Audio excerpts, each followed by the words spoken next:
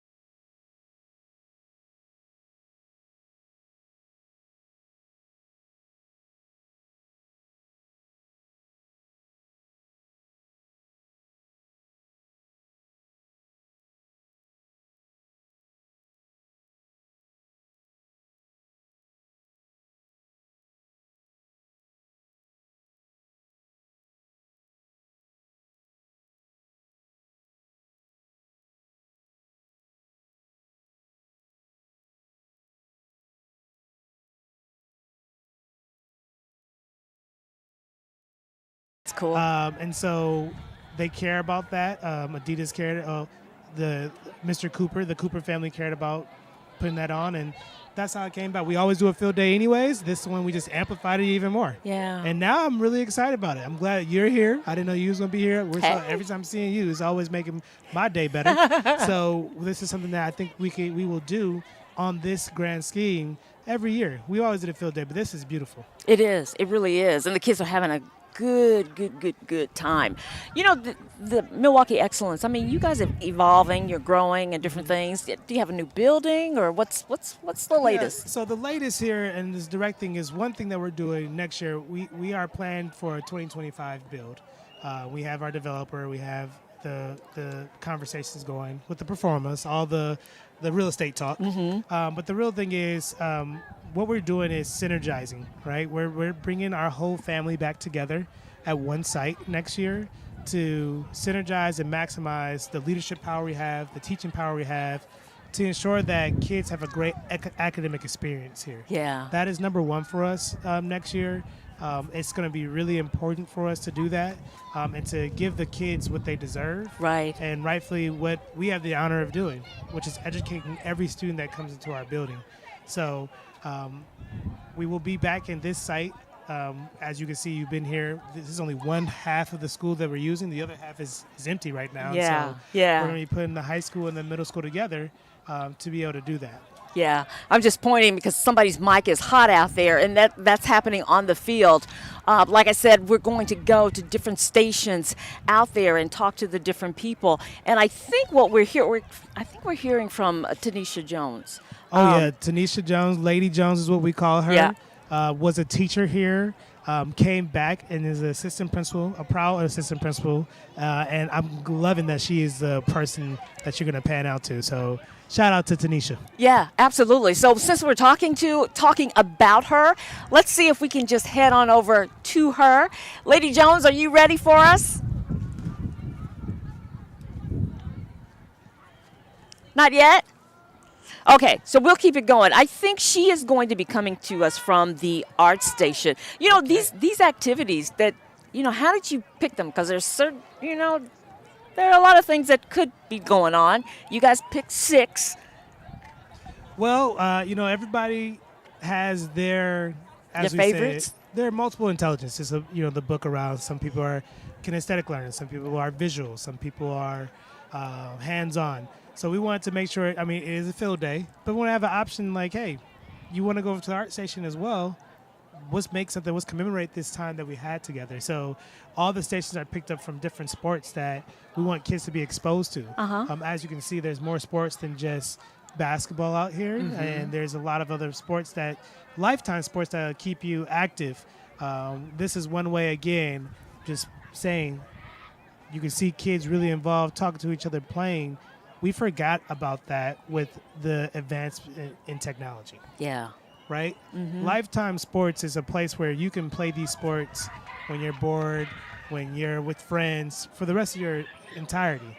And so these are ways for us to say, hey, we can have a great relationship talking about this and a connection point now that we both play golf, or we both did relay races, or we're playing soccer over there. Right. Those things make kids be able to connect to each other outside in different ways. So that's how the stations got picked, but it's also what expertise we have of the volunteers. Yeah, but you know, I'm really glad that you included golf, because a lot of kids don't do golf. You know, they're not exposed to golf.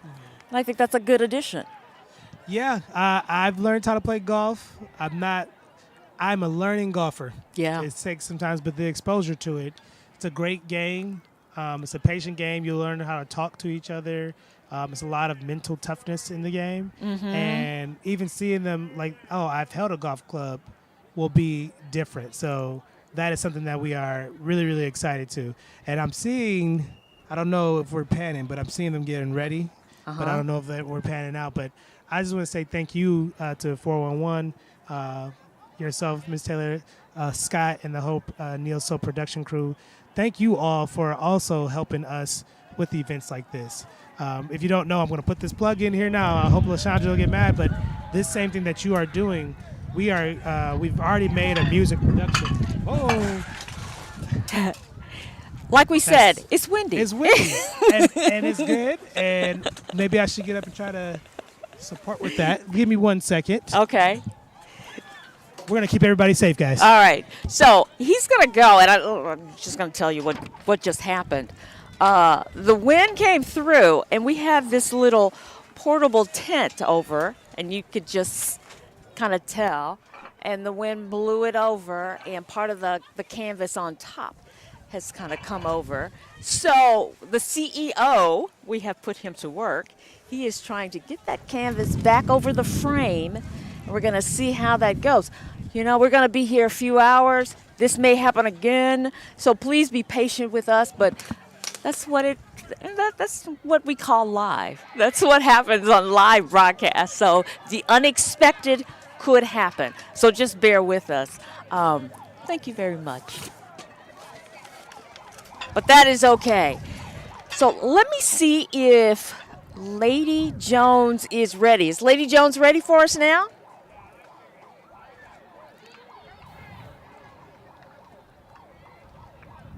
Can we head out there? And I think, again, she's at the art station. Lady Jones here, assistant principal at Milwaukee Excellence, reporting from Milwaukee Excellence with our resident art teacher, Miss TJ. Hi, I'm Miss TJ. I am the art teacher and athletic director, and yeah, we do everything. So, how do arts and crafts foster creativity and self-expression in our students? I found this semester that the arts and crafts area gives the kids another way to express themselves. It lets them with colors, with knowing who they are and expressing their emotions, and it also gives them an area where they can kind of calm down and be to themselves and express individually. So, what benefits does combining physical activity with artistic expression have on our students' overall health and wellness? I believe that like both platforms give them a chance to with the physical activity, it gives them a chance to exercise, to, in this case, be outside, to work with a team, to learn their abilities and things that they may need to work on, to face challenges and overcome them. And with having arts as well, sometimes it's very difficult to get started. Gives you a chance to see what you do know how to do, learn how to do something new, express in another way, and be creative. So all of this gives and challenge themselves.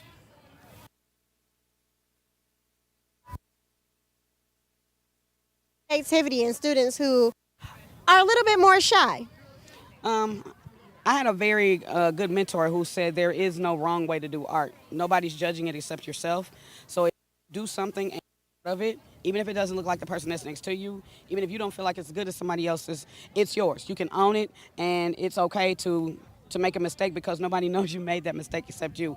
Art is very fluid. It's no hard lines to it. There's no, this is how it has to be. How can you encourage the parents at home to push for artistic endeavors at home? Time where things are being told to them, so there's a lot of intake. As a parent, the way that you can help your child to grow and expand and be creative is to provide some things and just let them go for it, whether that be paper, crayons, blocks, Legos, twigs, grass. It doesn't matter. Allow them to take those things and with them. Don't give them any direction. Just tell them, make what you feel, and let them explore things and be creative themselves. They have to look inside because everybody's different. We found that we let them create some things, give them general guidelines, and things come out beautifully, and they're individual, and they reflect the person that created them. So providing things like Play-Doh, it doesn't matter. Water, it doesn't matter. Just allow them to explore at home and just let them go for it. Thank you, Ms. TJ, our resident art teacher here at Milwaukee Excellence. Thank you. And back to you. Appreciate it. Thank you.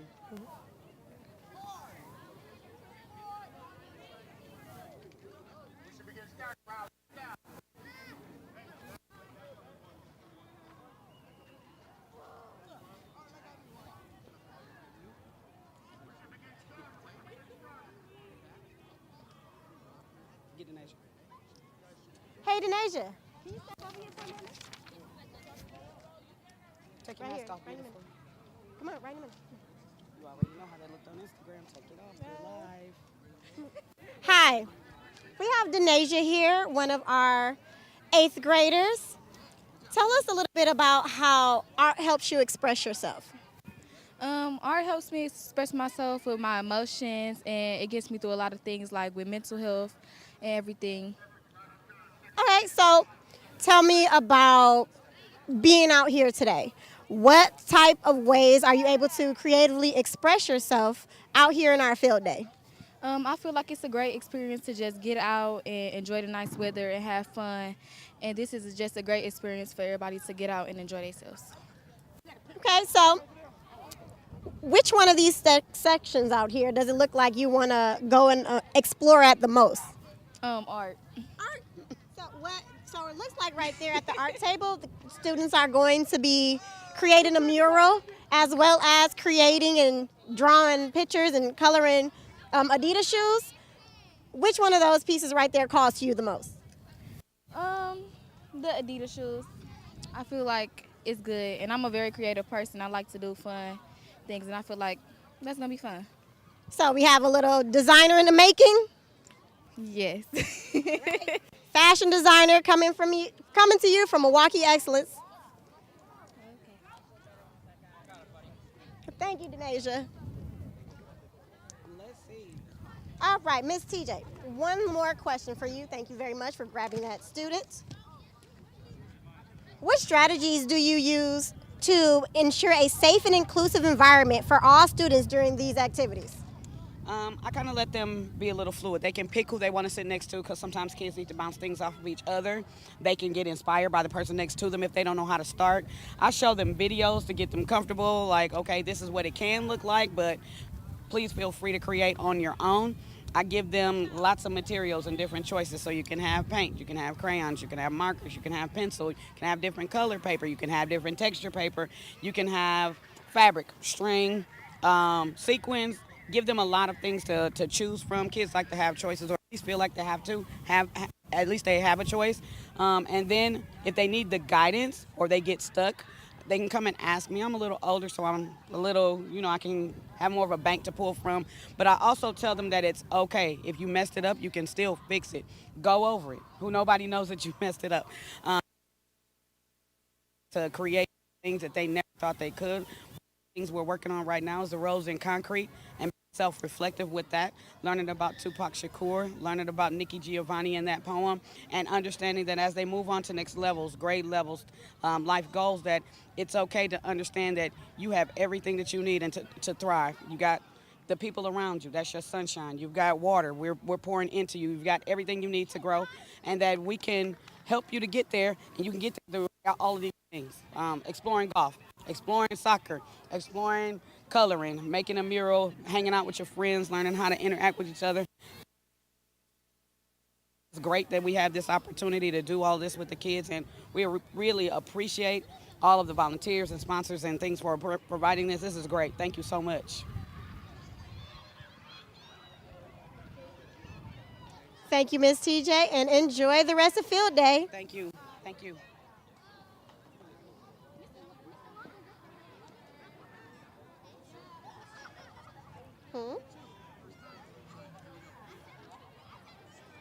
Again, Lady Jones here, broadcasting from Milwaukee Excellence Middle School, here out with our field day. The activities here today are to pull our students outside and get them to experience a few more activities through artistic abilities as well as through physical activities, coming together and combining to build a more positive and healthy lifestyle.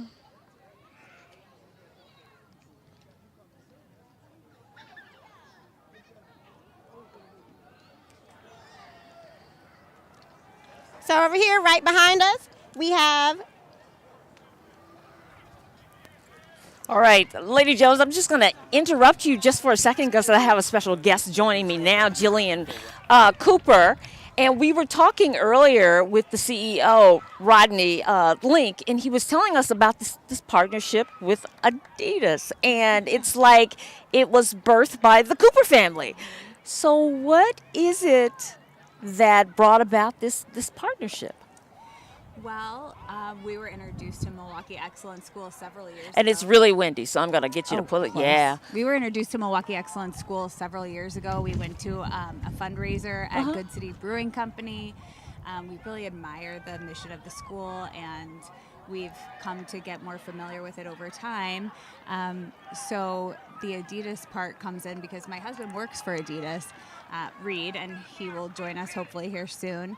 But he's participated in some field days like this in LA, where his company is headquartered, and we thought it would be a great opportunity to do it with a Milwaukee city, a Milwaukee school. Neither of us were born in Milwaukee. He grew up in Madison. I'm from Kansas City, Missouri, but we moved to Milwaukee in 2014 and feel like this city is our home. We loved it right away, and we are excited about doing things to partner with schools in the community and bringing fun and fitness and just opportunities to get out there and try new things to schools and a school like this, Milwaukee Excellence. And so this is our first time doing it, but inspired by Adidas. And they generously donated 200 gift packs for the kids to take home today, because Adidas is a brand that really does believe in the power of sports, and impossible is nothing. That's one of their mottos. And the kids are all painting on a canvas over there at the art station. It says impossible is nothing, and they're all leaving their mark on it. We think it's a good piece of art that can be put up in the hallway at the school, so they know that they had this day, that a brand like Adidas is, something that preaches activity, sports, and wellness and things like that. Yeah, and just your partnership says, to them that you're important to us. And that's really great for kids to know. There's several things from what you said that stick out. One is that networking really works. Right. Because you just heard about the school and thought, this is something that, we would like to partner with. Right. And you did it. Yes. And, the school also, knowing that we came to a fundraiser, reached out to us, invited us to one of the days to come and tour the school. And I was lucky enough to be able to do that in the fall. And it was a wonderful experience. I got to meet some of the kids, tour, see their artwork, see their projects. It's great. It's a great school, and you wouldn't know that it's here if there wasn't any outreach. So when Reed and I got a little bit involved, we thought we should get more involved. This is a great place. Yeah, and you said you're from Kansas City? Yeah. And came to Milwaukee. Yes. Yeah. And I love it. Yeah, good. And he's from Madison, and you guys have made Milwaukee home. Well, welcome to Milwaukee. Yeah, thank you. A little late, but, Yeah. It's good to have you. And it's so important that, you got involved. Because so many people sit on the sidelines, think in terms of, that's a great school, but not thinking in terms of helping out and, putting their talent or their gifts to the school. I think sometimes it feels really hard to get involved or insert yourself in things that you might admire, but for us, we just thought, sports, like that's something that Reed is very familiar with. A lot of the volunteers here today are coaches of youth sports and other avenues.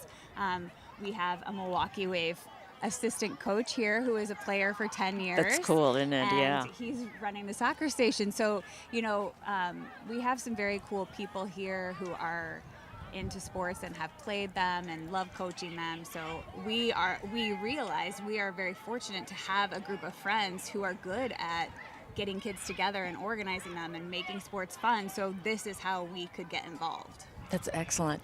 You said that you guys did a tour at Milwaukee Excellence, and you were talking about the kids. What kind of things really stuck out to you? Well, I toured the high school. Okay. That was when I had the opportunity to go.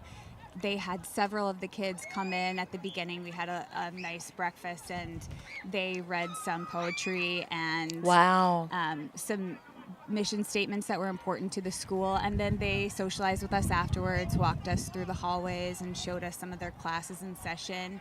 What stood out to me was the creativity of the classes and the confidence and autonomy that they give the students. Everyone was just, excited to be at the event, and it's been a long time since I was in middle school or high school. Yeah, me but, too. You remember what it's like when you walk through those halls. Yeah. And as an adult, it stood out to me because I felt like some of the confidence of the kids I talked to, they seemed more confident than maybe I was at that age. And I admired that. And I want to know what I can do as an adult who's been through all of that aging to what can I do to make that more inspired or easier or more fun, or just let young people know that you can try a lot of things and you can achieve what you want to achieve because people believe in you. Yeah, and that is so important for them to know that, and then explore.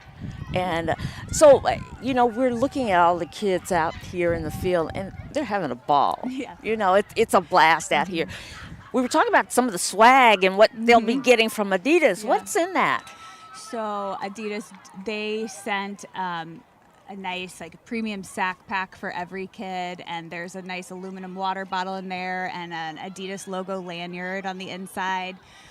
Some other companies that we had connections with, like TaylorMade Golf, sent some stickers and some items for the kids as well. And the Green Bay Packers donated some footballs for the flag football event, and I think nice. some very cool Packers stickers for under eye.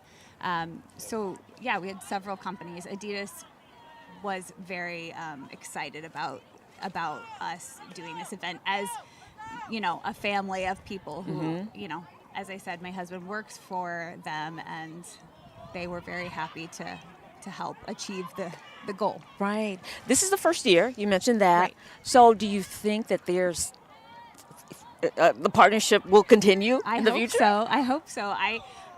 We were super excited coming in today, and I think healthy nervous.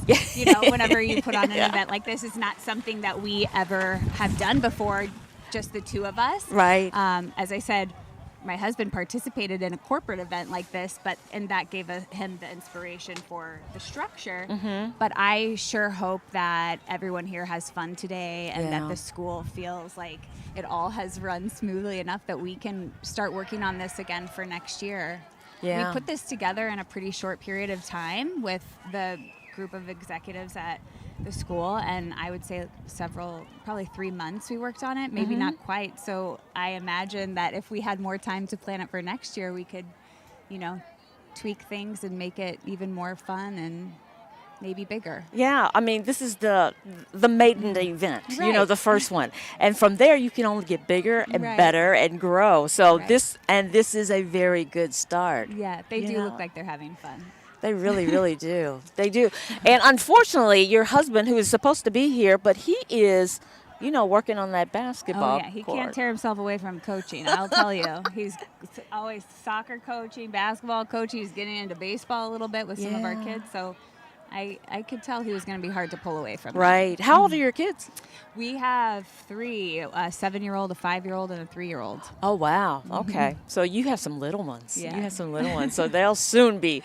All born here. in Milwaukee. Is that right? That's great. That's great. So where will you go from here? Are you, are you positioning yourself at any of these stations, or just kind of walking around and monitoring the event? I'm doing a little bit of monitoring and a lot of walking around the art station, trying to help with that. And then we'll have a big snack, second lunch sort of at the end, and Right. some water balloons. So I'll be helping get all of that together as well. Lady Jones when she was talking, she was, I think, by the arts and crafts station, and she was mentioning one thing that the kids could do, something about painting on Adidas shoes. Oh, right. I forgot to mention that. We printed out a bunch of different templates of Adidas sketches, black and white sketches, famous styles. I think there are 5 or 6 of them, and they could design their own shoe, Oh. make color swatches, do their own ideas and designs. I noticed when I did take the tour of the high school, one of their projects they were doing was creating your own business plan, and several of the kids there were starting sneaker companies for their class project. Sneakers are something I think most people love, especially young people. So Right. we thought that was kind of a fun little art event. Absolutely. Yeah. That's a winner. Yeah. I think And there's that's a plenty winner. for them to take home and work on their own designs in the future. So Absolutely. Coach Bijo is at the dodgeball station, and I may have gone over my time and taken away from his. Is he ready to go? Is that set up? Not yet? Okay. So we'll continue on. I was looking at the events and going through my mind as I was a kid and looking at the ones that I did and I haven't done. Now, golf, I just picked that up as an adult. Did you? Yeah, I took a few lessons. And then they had dodgeball. I was good at that one. All right. Yeah, I did that. Basketball. it's a good. Yeah, I did that. Pretty good. Let's see, what else they had? Baseball, is it? They have flag football. That one I didn't do. How Yeah. about you? You know what? I was very poor at ball sports. Not a lot of hand-eye coordination here on my side of the gene pool. My husband has all of that, but I was very into art. I was a swimmer. Which is why we yeah. thought it was important to have an art station, because not all kids get into the sports Right. side of things, Right. but they need to know that their interests are important too. So we have it all covered, hopefully. He was, when I was talking to CEO Link, he was talking about people are different kind of learners, and people, you have your visual learners and arts and crafts. Right. That goes right in there, hand Right. in hand. Right. So, are you a visual learner? I am, yes. Ah, okay. But I also admire sports. I'm usually a sideline person, Yep. but I try to get in there when I can. You're in the cheering section, I am. right? I learned how to run as an adult. I did, go to the driving range a few times. Not great, but I'll give anything a try. Very good. Yeah. Very good. Let's see. I see people playing golf, and I was looking at that being included in this, and I think that is really good because, that's one of those that a lot of kids miss out on. Right. We thought so too, and it shouldn't be that way for sports. And I feel like sports are becoming increasingly hard for kids to participate in. Sports are being privatized and they're expensive, and That's the true. scheduling is very hard for parents to get their kids to practice to. So when they don't have time to do it in school, then when do they have time Yeah. to learn or to play? And so we thought, golf would be a fun one because it's not something that you get to try every day. Exactly. And in general, just getting extra exposure is always a good thing. And I think the key word, he's ready for me? Okay, so we've gone into his segment. Okay, so Coach Bijo is standing by, and I think he's at the dodgeball station. So we're going to head over there, and we'll come back. Hello, we're broadcasting live from Milwaukee Excellence Middle School first annual field day. I'm live here with first and last name, please. Molly Mahler. Molly Mahler. Molly Mahler just had the opportunity to kind of take some pictures and witness dodgeball. So, Molly, my question I have for you, what are some of the things that you kind of witnessed that the kids can take upon from participating in dodgeball? I think they've been waiting all day for this, and they deserve it. They work really hard. I know a lot of their teachers. I know Mr. Rodney, and they work very, very hard all day long. So they were ready. They were fierce, very competitive. They wanted to get their energy out. So, Molly, I see you.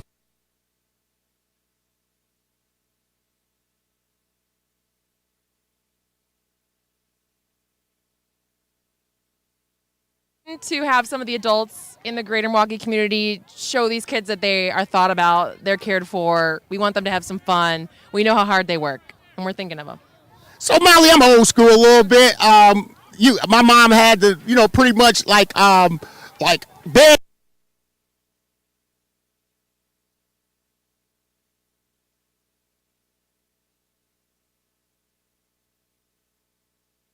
We come home when the light goes on in the street, and now we got to peel kids away from the screens and television. It's a little harder to have creativity and imagination.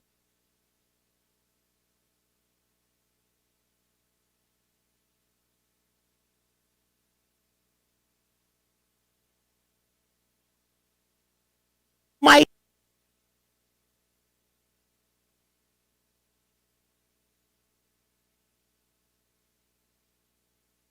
Year next year. That's something we could think about. Next idea, as you know, our kids are growing, and they're making sure that they keep us, on our toes in terms of feeding them and participating. So we appreciate you for coming out and volunteering, and we definitely would like to be shared on some of those pictures. All right, I will definitely do that. Thank you for having me. Thank you. Can I say something? Yeah. I would like to interview you too as well. So how's your experience going so far? It's pretty good, You got a 3.0, hoping for a 4.0 next year. 4.0, that's a great goal, man. Hey, give the audience your first and last name for us. My name is Mikael Warren, and my goal is to be an NBA player. Okay, Mikael, that's a lofty goal, but we're going to try to see if we can get you there for field day. So, Basketball. What's your most important? First of all, who's your favorite basketball player? Either LeBron James or Michael Jordan or Kobe Bryant. Because Kobe Bryant, I like the Kobe Bryant mentality. Kobe, this day can build on that mentality. What can you learn from this day to build on the Mamba mentality? Just keep your head up, and if you lose, just keep on going until you win. You think you think this field day kind of helps support that mentality?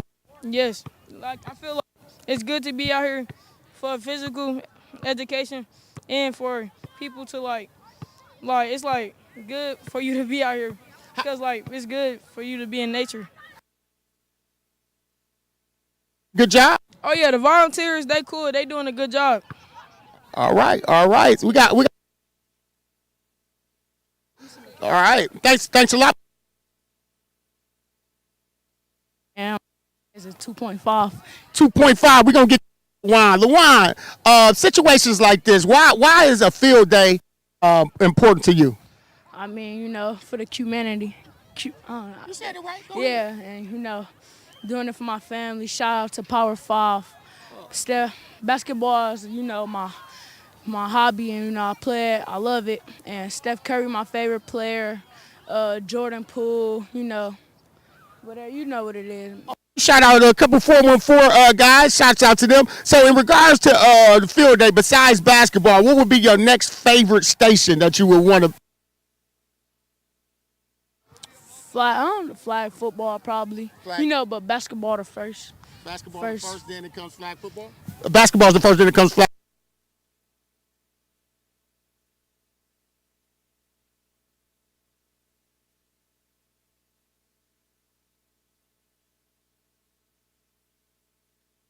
Gates during the school day and participate in some of these sports.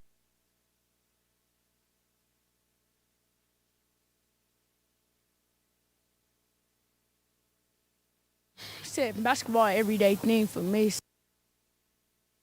I'm just here to learn, make.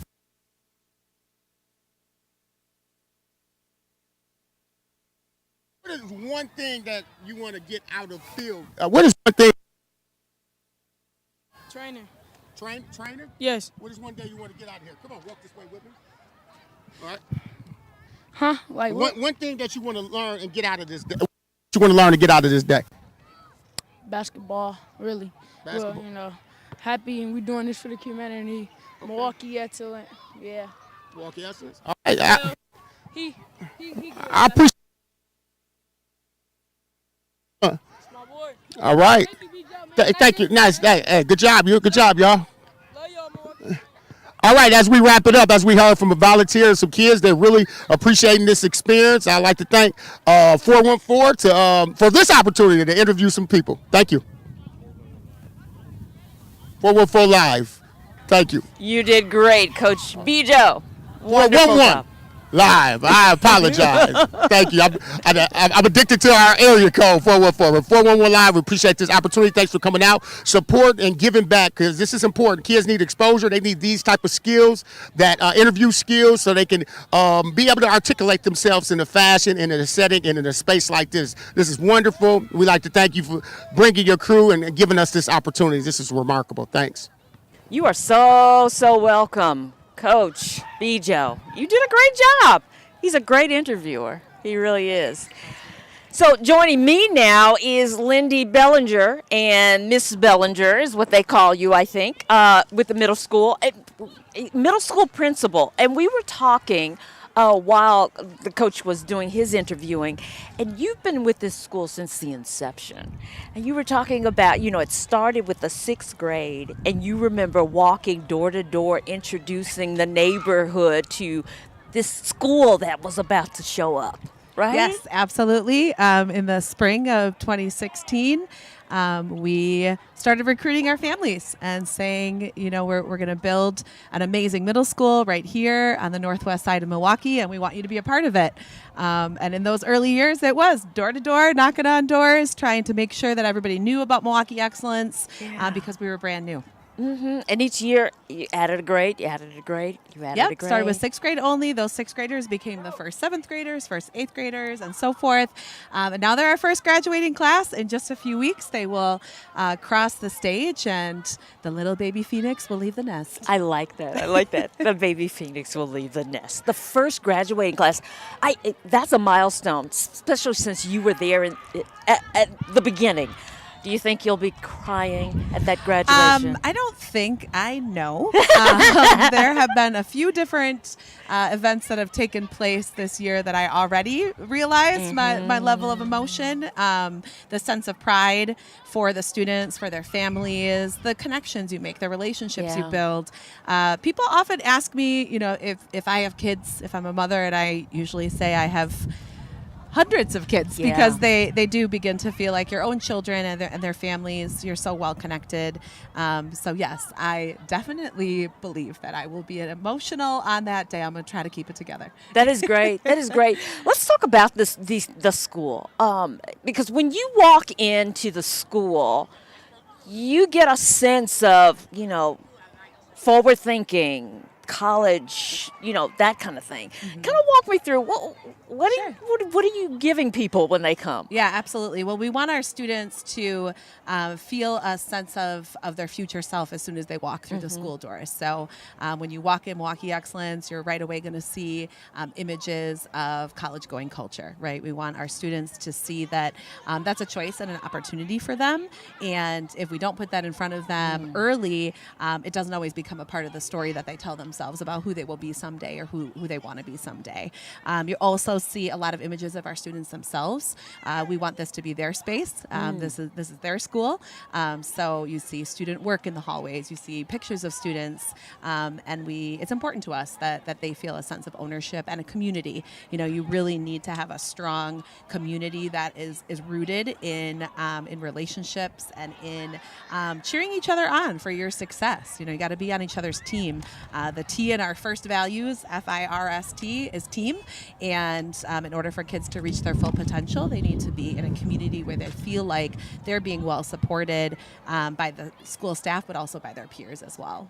I like that, because with education, I think, for it to be successful, you need a lot of buy-in. You need buy-in from the administrators, you need buy-in from the teachers, you need buy-in from the parents, but you need buy-in from the students. If they have a sense of, I can, versus, I don't think I can do this. It changes things. Absolutely. You have to help them to build a sense of what is possible for them. Sometimes buy-in is the outcome, right? As you're putting students into systems and structures that build success and show them you can be successful doing these things, that is a pathway that's for you too.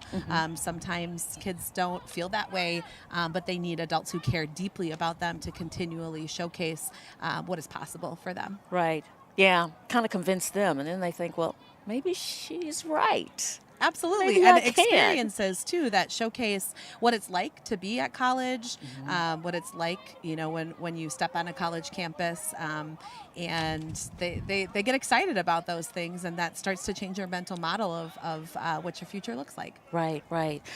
In your homerooms, you have different names for different things. Yeah. so fill So me in as on you're it. out here today, you probably hear, people shouting, "Howard Bison, we're going this way. Where are the Wisconsin Badgers going next?"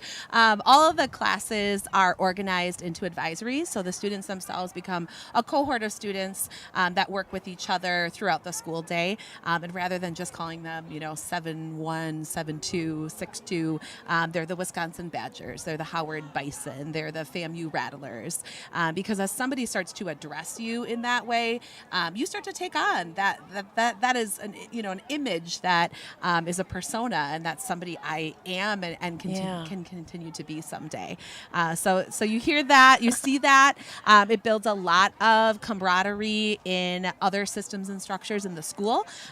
We have advisory competitions, if you will, around our academics, around our GPAs, around our cultural systems. Our students earn Phoenix points, and so there's a challenge to see who earns the most Phoenix points, which house is going to win throughout the school week. So it definitely helps them to build a strong classroom community, but then a community around the school that we're rooting each other on, but a little healthy competition helps as well. Yeah. Motivation. What are your goals? What do you see?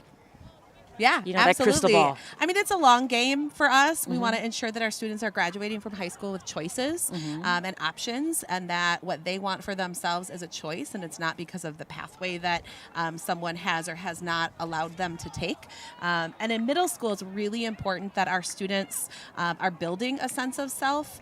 And you can often see as kids transition from elementary school into middle school and then into high school, sometimes if they don't have a great experience, you'll see kids to start falling out of love for learning and losing the curiosity. So middle school is a very important time to ensure that kids continue to feel like they can be a successful student. Yeah. And so our goal for high school is that our students are graduating prepared to score at least a 24 or higher on the ACT. But that doesn't happen just in your junior year, right? Right. You're preparing for that future right away, right? Yeah. And so in 6th grade, 7th grade, 8th grade, our goal is for our students to hit a 2.5 GPA or higher, because we know if they are successfully attaining the knowledge, skills, and understanding they need at each grade level, that's going to directly contribute to how they're doing on those important benchmark tests as they get older. Yeah. And at middle school, your middle school principal, my hat's off to you, because that's challenging. The kids, their bodies are changing. There are a lot of things going on in middle school to the kids. Yeah. And, keeping that focus probably isn't the easiest thing. Not always. Yeah. Our middle school students definitely need adults who care deeply about them and are passionate about their success, because it is a unique time in a child's life. Yeah. And they are learning, how to be between a little kid and now I'm growing into my big kid self, and Right. I'm getting closer to high school and then into adulthood. So it's not just about teaching the academic pieces. There's a lot of social and emotional learning that happens within a school day, both directly and indirectly. There is a lot of skills kids have to learn with interacting with their classmates, and so it's I've always worked with middle school kids in all of my career, and they are at a very challenging and unique time in their life, which is actually a really amazing time as well. And we want to make sure that they have a great experience throughout these very formative years in their lives. You know what I can tell? You like what you do. I do. I love what I do. I really think and I you love do. my students, as you can see, I'm telling them to wait one moment as they're all trying to come over and say hello. But yes, we love our students at Milwaukee Excellence. They're why we're here every day. That's what gets us out of bed every morning. Yeah. It's good. I remember when I was in school, the teacher's attitude set the tone.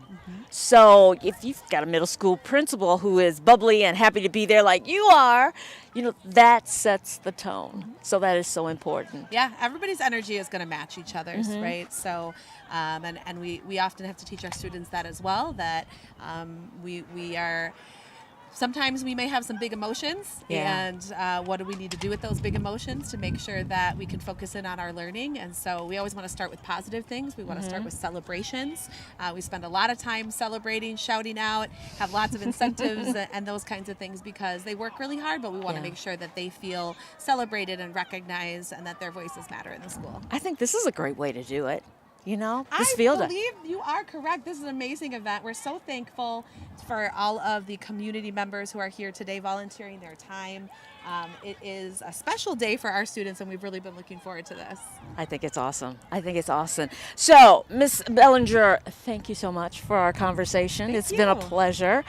We might talk to you a little bit later, but we have one. We want to go to the golf station. Are we ready to go golfing? Golfing? Yeah, he's saying, yeah. Let's do it.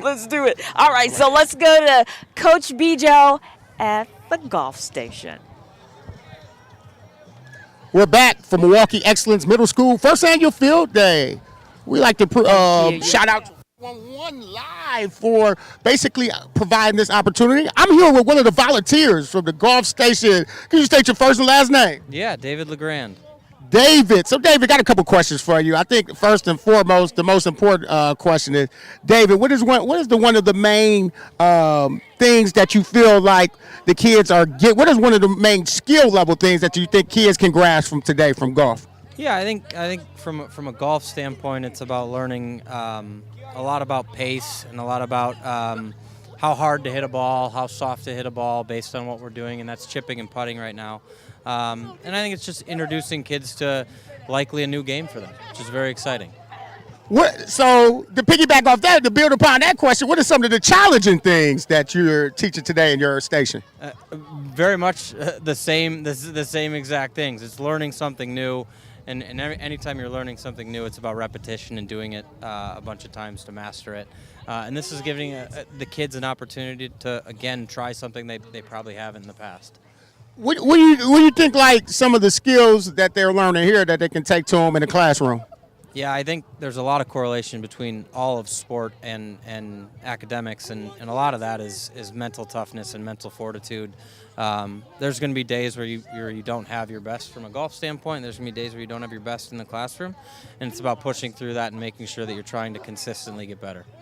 Man, those are very textbook and great responses. I think another thing that I want to ask you, I know we're only in our third rotation of this event. What are some things that you can have hindsight right now that we can add that can make this event better for next year? Yeah, I think we can do other things beyond just sport, and I think we have our art station over here. I think introducing kids to different facets of activities outside of the school is always going to be important. So off the top of my head, I don't have one thing that we could add next year, but diversifying outside of just sports, I think, is going to be a benefit to this event going forward. I totally agree with the art station. It gives kids who might not be into physical recreation things like that, but I also like your station because it gives kids opportunity to settle down, learn, concentrate, and learn about a sport that they may not be able to be accustomed to. So we appreciate that, and we appreciate your time. There's anything? I think one last question was how impactful do you feel like, and how important do you feel like this can be in the future? Yeah, I think this is we're just getting the tip of the iceberg here. I think this is an event that hopefully in years to come it expands, it gets bigger, it's more often. But again, it's introducing kids to things that they haven't done before, and that's always really exciting for the community. I appreciate you. I appreciate your time. This is much as a director of student life for this school. We'd like to thank you for coming out and doing what you do with our kids. Absolutely. It's very much appreciated. Thanks for having us. All right. We're going to try to get somebody who participated in golf pretty soon so we can get their experience from it. Did you first and foremost, name, age? Sierra, I'm 12. I'm not 12. I'm 13. What's your last name, Sierra? Clark. What grade you in? 7. So far, Sierra, what's your favorite station of this field day? Flag football. Why? Why do you like flag football? So I get to tackle people and touch their booty. Repeat it, guy talking to Mike. I get to take their flags and tackle them. What's something that you're looking for, a station you haven't went to that you're looking forward to going? Dodgeball. Dodgeball? Yeah, they look lit over there. Dodgeball is lit? All right, Sierra, I appreciate y'all. Okay, y'all, we live right now, though, y'all. We live. As you can see, we won a lot of participation in this interview section. So I can only talk to one person at a time. I'm going to take this guy first. All right. So, first and last name and grade. Damari Dawson, I'm in the 8th grade. Damari, what's your favorite part of this field day so far? Flag football. Why you like flag football so much? Because I'm a demon at it. Could you, in regards to demon, elaborate. Oh, like I'm saying, I'm good. Like, y'all can catch me on defense. On defense? Yeah. Okay, thanks a lot. I got somebody right here. Oh, you got to come right here, brother. First, last name, grade. DeAndre Davenport, I'm in 8th grade. 8th grade. Hey, DeAndre, why is events like this important to you? I mean, we at this since we was kids, right? We at this since we was kids, and it's like ceremony. It's like what? Like a ceremony. Stay focused. Look in the mic. You said it's like a ceremony. Yeah. In what ways is it like a ceremony? I mean, we celebrate at the end of the year most of the times. Okay. All right. That's a good one, brother. You're next. Here we go. All right. Yep. Name and grade, please. Denasia McBride, and I am in 8th grade. Denasia, what's your favorite station so far? My favorite station is the art because I feel like it's a great opportunity for us to express ourselves and just like put our emotions into that work. All right. Do you have art in school? Huh? Do you have art in school? Yes, I do. And I'm reading a sign over there. It said impossible means nothing, right? Is that what it says? What does that mean? Impossible means, what does that mean to you? It basically means that, like, to me, it means like I never put impossible like in my head. I always make sure, I always have like one goal. I don't never say like what if, because you got to make sure, ain't no what ifs, you got to make sure you accomplish that goal. All right, thanks a lot. All right, I think I promised you and I got him. I promise you, first name, last name, grade. Jadriana Utter, and I'm in 8th grade. Say your first name again. Jadriana. Jadriana, days like this, opportunities, events like this, what does it mean to you?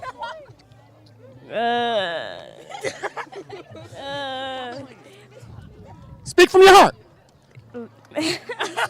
Okay, let me help you. Being outside, being able to do sports, arts and crafts, have volunteers help you, what does that mean to you? Freedom. Huh? We finally free out that building. You like the freedom of going to each sport? Yes. All right. Thanks a lot, Jadriana. Good job. I think I promised you, man. Yeah, I promised you. First name, last name, grade. My name is Josiah Jones Allen, and I'm in 6th grade. 6th grade? What's your favorite station so far? Basketball. All right. What do days like this mean to you? Everything, man. It has a huge impact on my life. Get to hang out with friends. Yeah. All right. All right, let's have everybody rotate now. I remember who I gotta get to. All right, next, rotate to your stations. I'm gonna get you. All right, rotate to your stations. Rotate to your stations first. Rotate to your station. I appreciate y'all. I'll ask you a couple questions later, but rotate to your stations. We having a really nice day today, guys. Hope y'all like it here. Peace. All right, as you can see, the kids are enjoying this time. I'd just like to thank all the volunteers and everybody covering it for coming out. This is very impactful for them. Whether they can articulate it to that level or not, I think they know the meaning of it. And we appreciate this as well. Thank you. 7 minutes. Okay, we're gonna hey, let's make sure everybody goes to their stations so I can pull you from you gotta participate in the station so I can pull you and I can talk to you about what you're doing in that station. Is that fine? Appreciate y'all. All right. Come here. Except you. Hey. Hi. What's your first name and last name? Come on here. Demaya Deku, and I'm in 8th grade. Demaya, compared to other events that you've experienced here since you've been at Milwaukee Excellence, what makes this different? we all get to come together and all participate in all type of different activities and just have fun with each other. What's your favorite station so far? I liked it, the basketball. It was fun, energetic. Yeah. A lot of people are saying basketball. What are y'all doing over there? We just showing our skills. I'm the best over there. You know what I'm saying? But yeah. Okay. At the end of this, I think one of the things that we wanted to actually promote here is healthy living and making sure that everybody's physically active. Can you see yourself at the end of this, maybe this summer, spring, summer, going outside and participating in some activity to keep you healthy?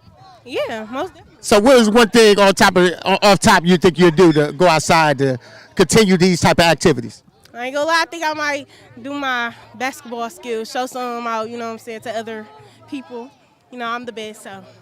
Hey, I thank you for the interview. Thank you for your honesty. Come here, girl. Give us your first and last name and grade. My first name is Zaire. My last name Towns. Zion Towns? Zaire Towns. I know your name. I just wanted to make sure I was hearing it right. All right, we got Miss Towns. So Miss Towns, first question: What's your favorite activity here today? It was the dodgeball. Why would you say dodgeball your favorite activity? Because people was cheating, trying not to come in. When they got put out, they didn't. You know what I'm trying to say. All right, so the biggest thing out of it, what we want you to do and commit to, and I don't know a lot of people know the objective is today, is to go outside, do some exercise, and participate in some of the things that we're showcasing to you today. What do you think you could do that this spring, summer? And if so, what you gonna do when you get outside? I was just thinking about doing the internship for NPS. Yeah. So what are some things that you're doing for the internship? Working, I guess. Yeah, cleaning up. Cleaning up, walking, and things of that nature. All right. We thank you, Miss Towns. Real quick, come here, real quick. I got this young man right here, man. Hey, I'm glad y'all all. The way y'all enthusiastic to get interviewed, we want you to be enthusiastic on Fridays with quiz days. I'm just playing now. Give me your first name and last name. Kim D. Calvert. I'm in 8th grade. 8th grade. Kim, compared to Kim, I say Kim. It might get sing the music playing and everything. Kim, compared to last or any other events here, how do you feel? What do you like about this event first? Well, I gotta agree with Zaire. I like the dodgeball because it was the most active and it was a challenge because you gotta dodge the balls, but you also gotta hit the opposing team and stuff like that. And then it's cheaters and stuff like that, but all around it is fun. So you're saying it's a strategy to it? Yeah. What's your number one strategy that you share with some viewers if they participate in the dodgeball? Just hide behind y'all friends. And then once they get hit, y'all gotta catch the ball off their body and just throw it. Just hide behind the friends, throw it, catch it on your body. The objective for today, I don't know if you know, but is to have a lot of the youth commit to doing some safe and physical activities outside. If you commit to that, if you can see yourself doing that this spring, summer, what do you think you'll be doing outside this spring, summer to participate in activities such as this? I know I'm going to be outside a lot and walking my dog, and I'm going to get a summer job. Okay. Just to help around the house and for my own benefit. Probably go to a summer camp and stuff like that. All right. Summer camp. Hey, I appreciate the interview. Come on. He been bugging me all day. I got you. All right. First name, last name, and grade, young man. Trayvon Irvin, 8th grade. Say your first name and last name a little louder. Trayvon Irvin, 8th grade. Trey, things like today, opportunities like today, what do you get out of it? And what's the first word that comes to your mind when you think about this? Community. Community. Elaborate. Why is this such a feel and an energy of community? Because you have 6th, 7th, and 8th grade combined, having fun, doing activities to get you outside, get you moving, get you participating in activities, and I feel like it's a good mood. Everybody having fun, everybody being together, and just things of that nature and stuff like that. Man, I couldn't have said it better. I couldn't have said it better at my old age. What's some things that you think we can add? You'll be going to high school next year, but we can add for others that they can actually experience this next year. I feel like things out. I feel like we're doing pretty good right now. I don't really know any addition, maybe to like the outside area. I think everything's pretty good. I think the next people who come here gonna like it. You know, maybe not, might not like the teachers, but they gonna like the outside and the area and like the play. Yeah. I appreciate you. Let me get her in here before she bites my head off. First name, last name, and grade, please. Kalia Fortune in 8th grade. Kalia, what's one thing what's your favorite station so far? Don't be shy now, Kalia. You was asking me to get part. What's your favorite station so far? The dodgeball. Why? Everybody's been seeing this dodgeball. Why has the dodgeball been like the topic of discussion today? Because it's real competitive, and a lot of people like to get competitive, and it's fun. Competitive, fun. All right. Dodgeball's been your favorite. What's some things that you will add? You're in the 7th, right? 8th. Okay, well, for your predecessors, people who are coming after you, what's some things we can add next year to make this a better event? I feel like it's a nice school, but it's a nice school. And my fault, we just talking about the event, but Clea, I think you did an excellent job in this interview. Definitely ain't cut you off. Definitely ain't cut you off, but hey, like to thank 411 Live again for this opportunity to speak to some students, interview them, give them some soft skills so they'd be used to get into cameras, and also to talk about this experience. I think this is important for them, so thanks again.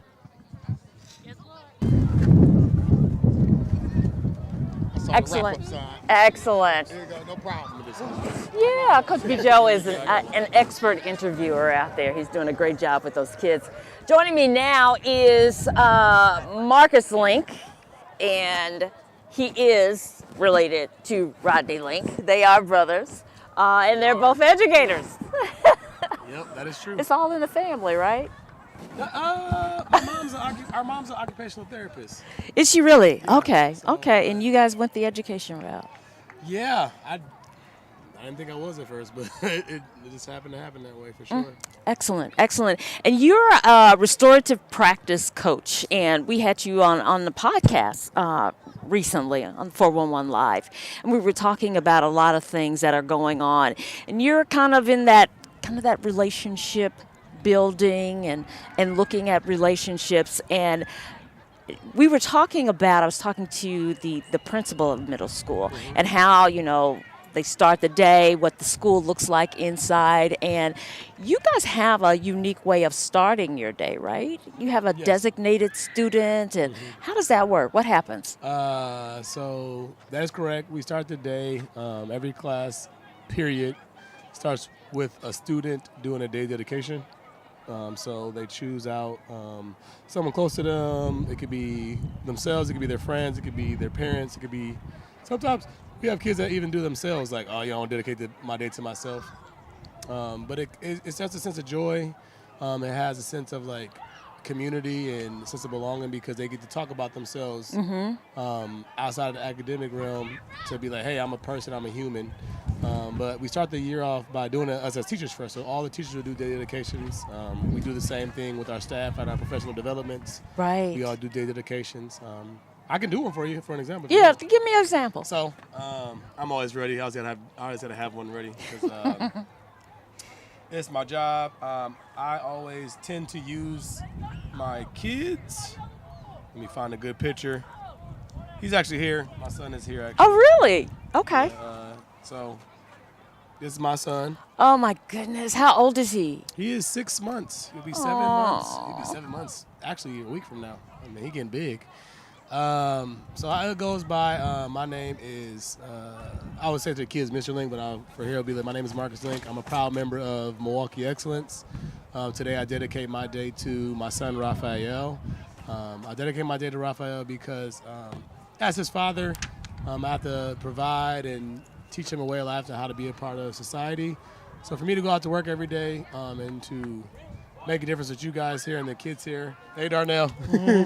I have to carry myself in a certain way so I can be a role model to him and also to the students here as well. Wow. And so that's happening every day. That's happening every day in every class. Every class you'll walk into, there's a daily dedication. A student, how we do it is every day throughout the month, teachers will have a list of all their students. The teachers will always be the first ones to start off the day dedications for that month. And then after a while, we'll go mostly in alphabetical order. And then after every month, we just reverse it and go again just to make sure that kids still have that light and that moment to still have a reason to have a great day. And at first, when kids are not used to it, they're like, man, why am I doing this? It doesn't make sense. But then as they get more and more into it, kids will talk about cousins. We'll learn a lot about their life, and they'll learn a lot about us. And then also, like, with a little bit extra stuff that we do, we also have them bring in pictures, and we hang them up on, like, a daily dedication wall, so then we can go back and look like, hey, you put this up here because that's your aunt so-and-so. You told us all these things about her. And it helps us build those better relationships with those students as well. That's huge. That's a great idea. Yeah. That really, really is. A lot of things are happening in education. I remember when I graduated, got my master's degree, and we were all in the auditorium. Then we were in the Bradley Center because it's been a while. But, they section us off by college. And the education group was so small compared to some of the other groups, So it's like fewer people are going into education. And then once people are into education, the retention rate kind of fluctuates. It gets lower, goes up. I hope it goes up sometimes. But, just getting those teachers and retaining those teachers, that's a challenge, isn't it? Yeah, it's a challenge because being an educator is challenging work. We are asked to put on multiple hats. Yeah, that's true. At one moment, I could be a brother, and as you can see, the principal over there dancing with some of the kids. we have to be an older brother, a mentor. We have to be sometimes a nurse, sometimes a psychologist. We also have to be like a disciplinary. So like it's a lot of hats we have to wear, but then we also have to take a lot of baggage on from kids that have things going outside of school, and then also take that on and still try to give them their education. So it's a hard work. So a lot of retention probably goes through that. And if I bring up a point of like with COVID, a lot of kids' mindsets change about school because of, they see, if you ask kids sometimes nowadays when we talk about what career choices they want to do, it's two things. It's either I want to do professional sports or I want to be some type of influencer or someone that raps. And that's like, but that's all they pretty much were seeing throughout that time. But I'm thinking now, and as we've been continue to truck along, it's like our students are starting to get back into understanding why education is so important. And for me, I'm a firm believer in both. Like I need kids in education, we need kids in tech, we need kids in trade jobs. There's things that we need to be foundationally sound, especially in our city, that a lot of our kids can do. So if I have kids that's like not very, set on, I don't know if I want to go to college, it's like, well, here, try these things over the summer and see if you like it, and then a pathway for you to reach it. You know what I mean? Like I have kids that want to be electricians, and I've linked them to electricians. I have kids that want to do construction or things like that, but they just need a pathway. They need guidance. Right. That's why exposure. We preach to our teachers and everybody else that we're more of mentors. We're not friends. We want to mentor these kids because that's what a lot of them are seeking. They're seeking mentorship, once again, belonging, and in the sense of acceptance by somebody that cares about them. So, and we're going to continue to push that. Right. We were talking earlier about, kind of the discipline, the punitive, and that kind of thing. That's the whole philosophy. Whereas people sometimes go straight to suspend, send them home, where they're going home and nobody's home. Mom's at work, dad's at work, and they're just sitting there, and it's not really effective.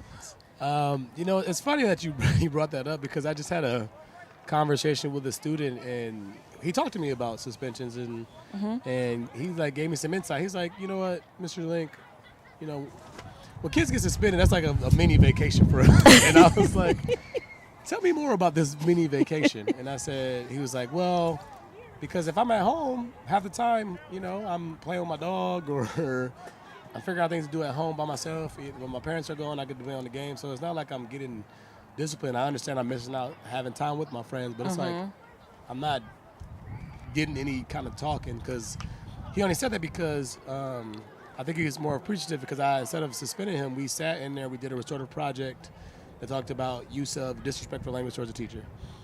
We researched what the disrespectful language means, how it can be detrimental and harmful to your relationship with the teacher, with the student, the environment. And after we did all those things, and I'm not saying that that's like the secret sauce. So like he may need multiple restorative projects, but just to start to get them thinking about like, oh, if I say these words, is this actually what I want to happen to me? Is this the consequence that I want? And this is where I want to be. So the biggest thing is just the exposure and continuously do it. That's why it's a practice. It's not like, it's not the end all be all. And just like doing suspensions is not the perfect plan, because I don't think kids get a lot from it.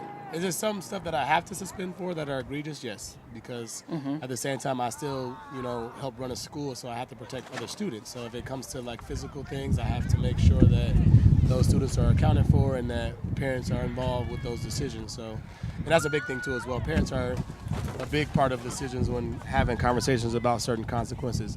All the time, are they excited about it? No, but at the same time, we try to bring parents in as much because we're a community, and that's what we try to strive ourselves on, because if we're not together and the kids will play us against each other, that's 9 true. times out of 10 all the time. That's but, true. I've lucked out to have a lot more students here that parents are on board and receptive to what we're saying and also supportive than the parents that I have to, have multiple conversations with to build strong relationships with. It's just like any part of life. Right. Like, even me as a professional, I still have to build relationships through constant communication, constant conversations, and just working at it. So we're teaching kids the same thing. We're teaching the same thing to our students, and that's the biggest thing that we want to push off. How strong is your, I guess you have a, That's my son right there. oh, wow. Oh, I have to pause and so marvel sorry. at Marcus's son. I just kind of see him on the side. He's cute. Oh, congratulations. He's a cutie. He is a cutie. How do you build those relationships with, you talk about parents. How do you really make that work? I would say when building a relationship with parents, it takes work, like even with family. Yeah. You have moments with family where there's miscommunications, there's miscues, there's times where you guys may need a moment, there's times where you may have to come back to a conversation. But it takes hard work. It takes hard work, dedication, and constant back and forth. Right. I call it, and we call it crucial conversations. It's conversations to where they may get a little heated, but they're needed and necessary. But after we get to those moments, we build strong relationship with parents. I believe parents are our biggest advocates along with students. So if we don't have great relationships with those people, then our school wouldn't work. Yeah. But another reason why we build parents is bringing them in to do some volunteer things, such as when we have testing, parents will make posters and things for the kids to give them support. In moments when it talks about field trips, parents are in on those decisions and those conversations. When we talk about what they want to see from the school, we take a lot of parent feedback because we have the PPO, which is the Phoenix Parent Organization, where they meet weekly, and we talk about decisions in the school, what they want to see for their students, what feedback they have for us. Yeah. And another thing, other than the PPO, we also discuss, they have time to talk with our CEO, my brother. They have the CEO chat. He has weekly where he meets with parents. He gets feedback directly from the parents. Some of it's good. Some of it could be a little. Now, does he do this every week? Yeah. And this is online? It's on live. We live stream it. He talks to the parents. They join into a Zoom. Yeah. They talk to him about it.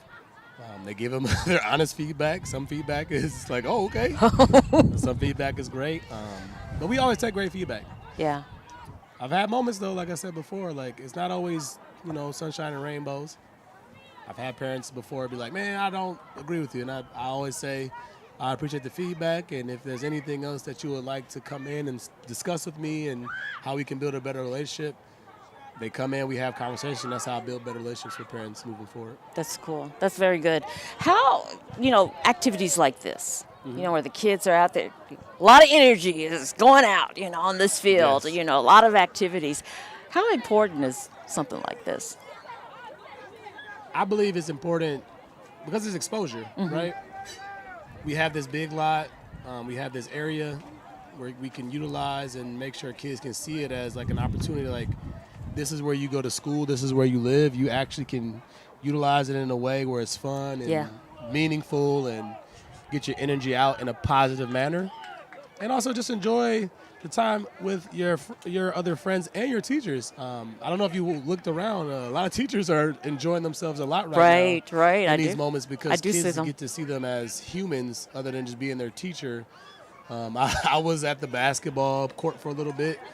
I saw some teachers just really getting into it, like kids are cheering them on. And like, oh man, I didn't even know you could play basketball. So it's like they get that chance to see them outside of, their shell and not in this whole like, let's get this math, let's dive into our academics. It's like, no, let's have joy.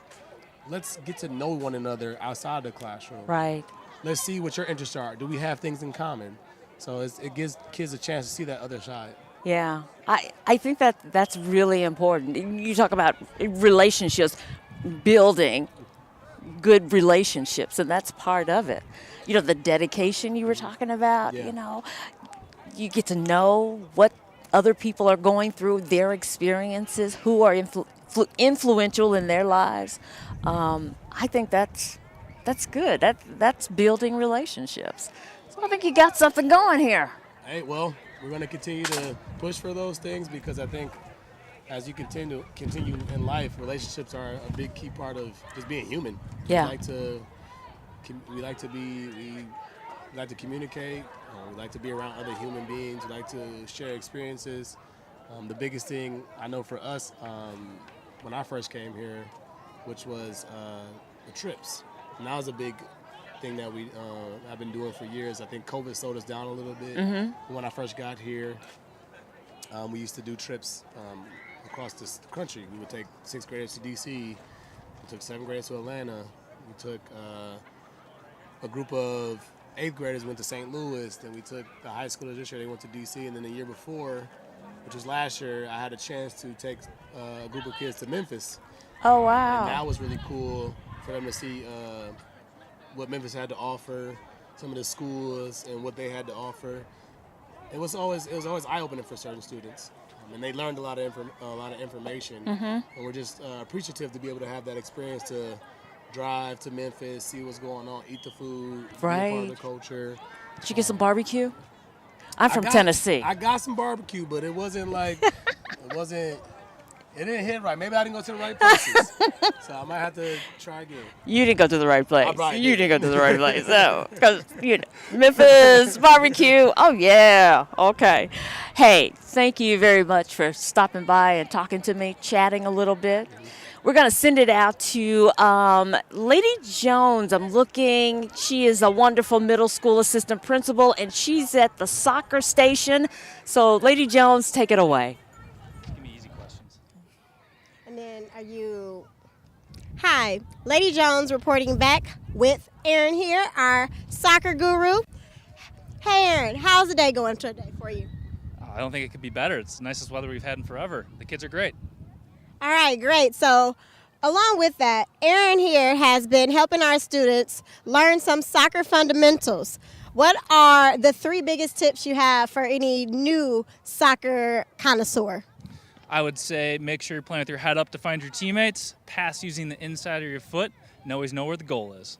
All right, so I heard you use the word teammates. So how does soccer promote collectiveness or friendship?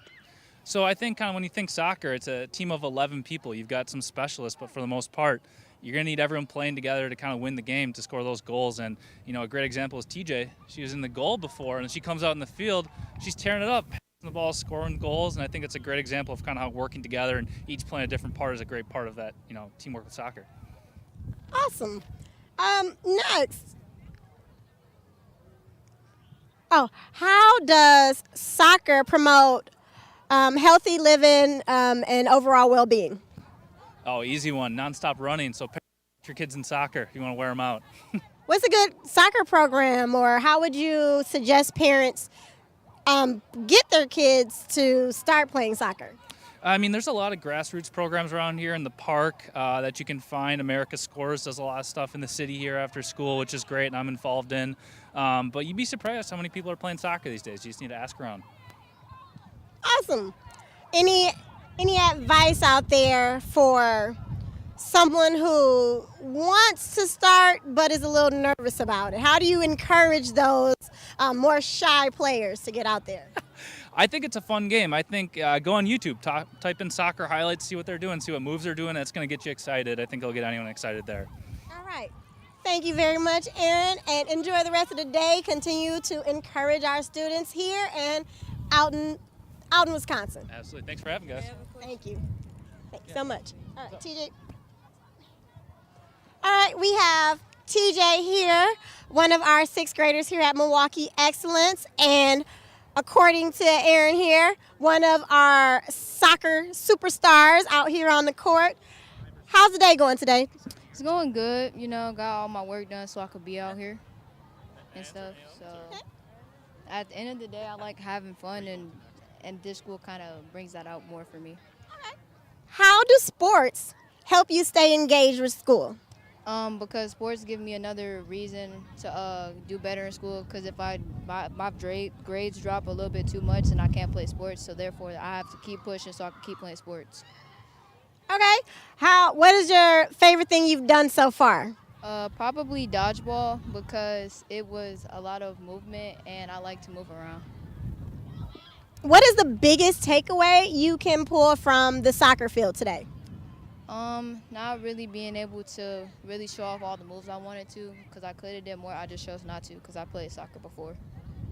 Okay, so what piece of advice can you give a student who wants to get involved in soccer? Don't let anyone stop you from what you want to do.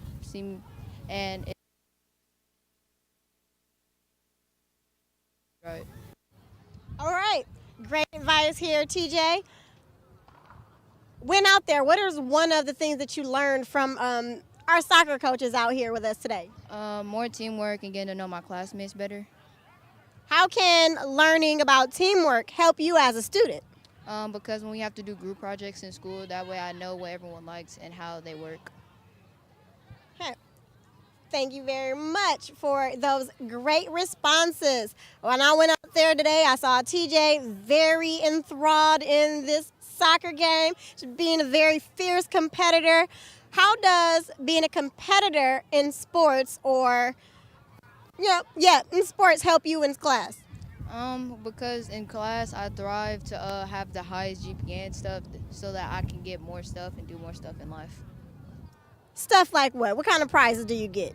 I get sometimes money, go to certain field trips, get a special dress down days at this school, and so much more. All right. Thank you very much for your time. Go out there and continue to be active.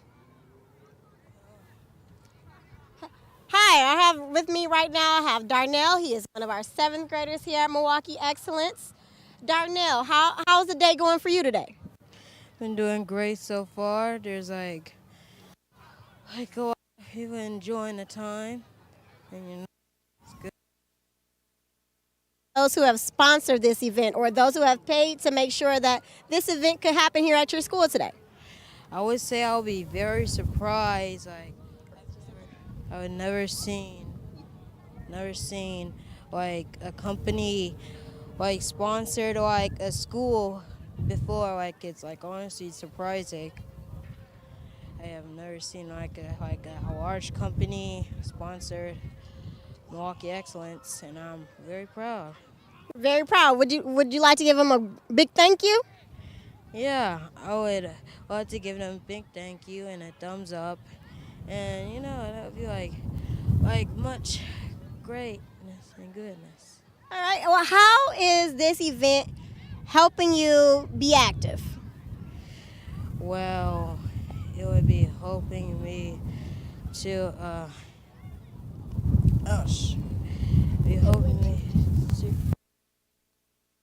it would be like a very good, very great. I'd be hoping that our day gets like very better, So, sorry about that. So you're saying that it's a great day and it's this event is helping your day go by fast because you're having a lot of fun? Yeah. Yeah, it's the first time, and I'm really enjoyed this event. Really enjoyed this event, and I got after too. Got my energy pumped up and everything. Hey, hooray for energy being pumped up. All right, Darnell, out of all of the activities that you've done today, which one is one that you would like to do again after today? I would like to try basketball because I've been practicing a lot, and I'm still doing kind of great. I just have to get my momentum and accuracy up. Hey, love to hear it. Thank you very much, Darnell, for your time and coming over to volunteer for us to be a part of this production today and to tell our sponsors and everyone involved behind the scenes, thank you. And it's very appreciated. All right. And so to my right here behind me, we have one of the other pieces today. We have flag football. Students have been learning some fundamental pieces to that, as well as teamwork and friendship and understanding the rules. As you can see right there, they're getting a few extra tips from our flag football coach and really pushing to ensure that they are ready for success out in the real world.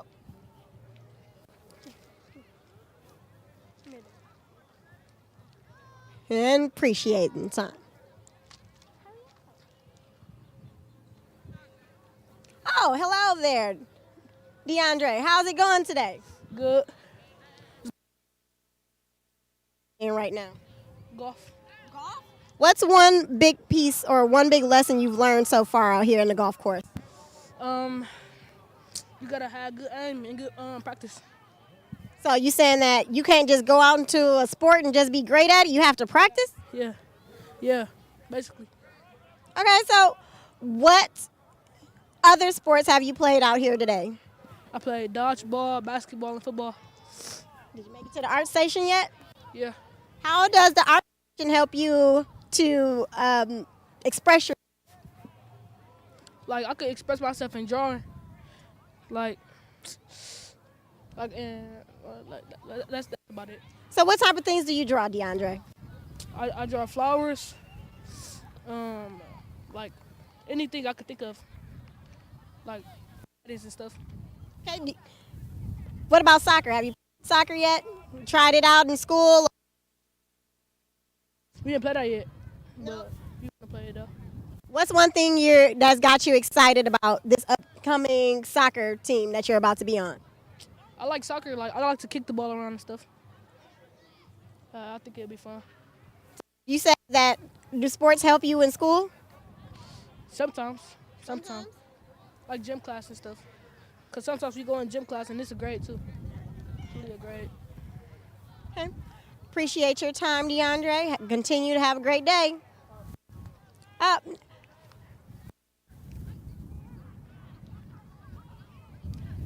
Right.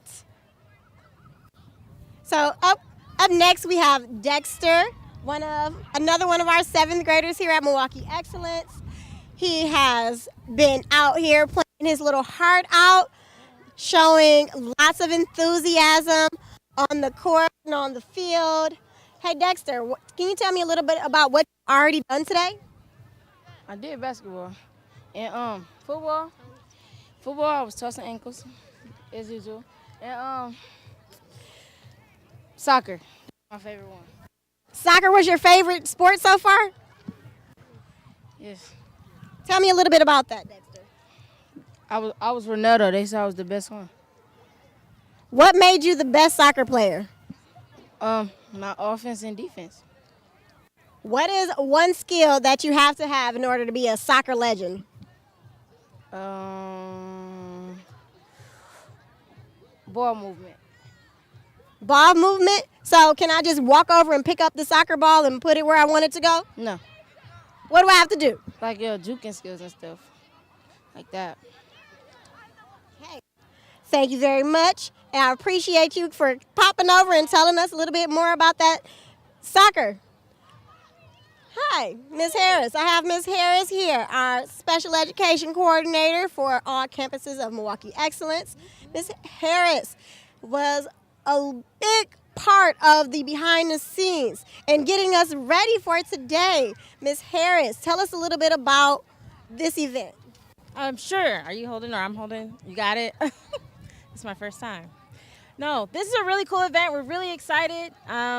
There's two people who actually started the whole idea. The Cooper family, you met them a little bit earlier. So Jillian and Reed were really big motivation for this. The purpose is we just want to get the kids outside. Like they've been dying to come outside, dying to get some movement in, dying to some basketball, track, football. So we're doing a couple of different things. Like there's golf out here. We have flag football.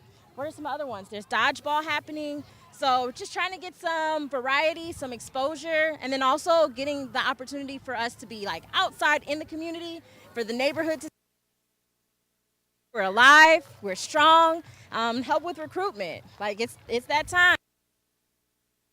12th graders for next school year. So this is definitely a big event that helps us to get the word out there, get the neighborhood kids to know that we're here, the neighborhoods to know that we're still alive and strong. That's really the motivation. Very well said, Ms. Harris. Which one of these activities out here do you see yourself playing? Which one of these, if you were one of our students, which one would you like to jump into? If I'm thinking back when I was their age, it probably would have been more so basketball. I used to play basketball back at my grade school, Motherhood Council, whoop-whoop.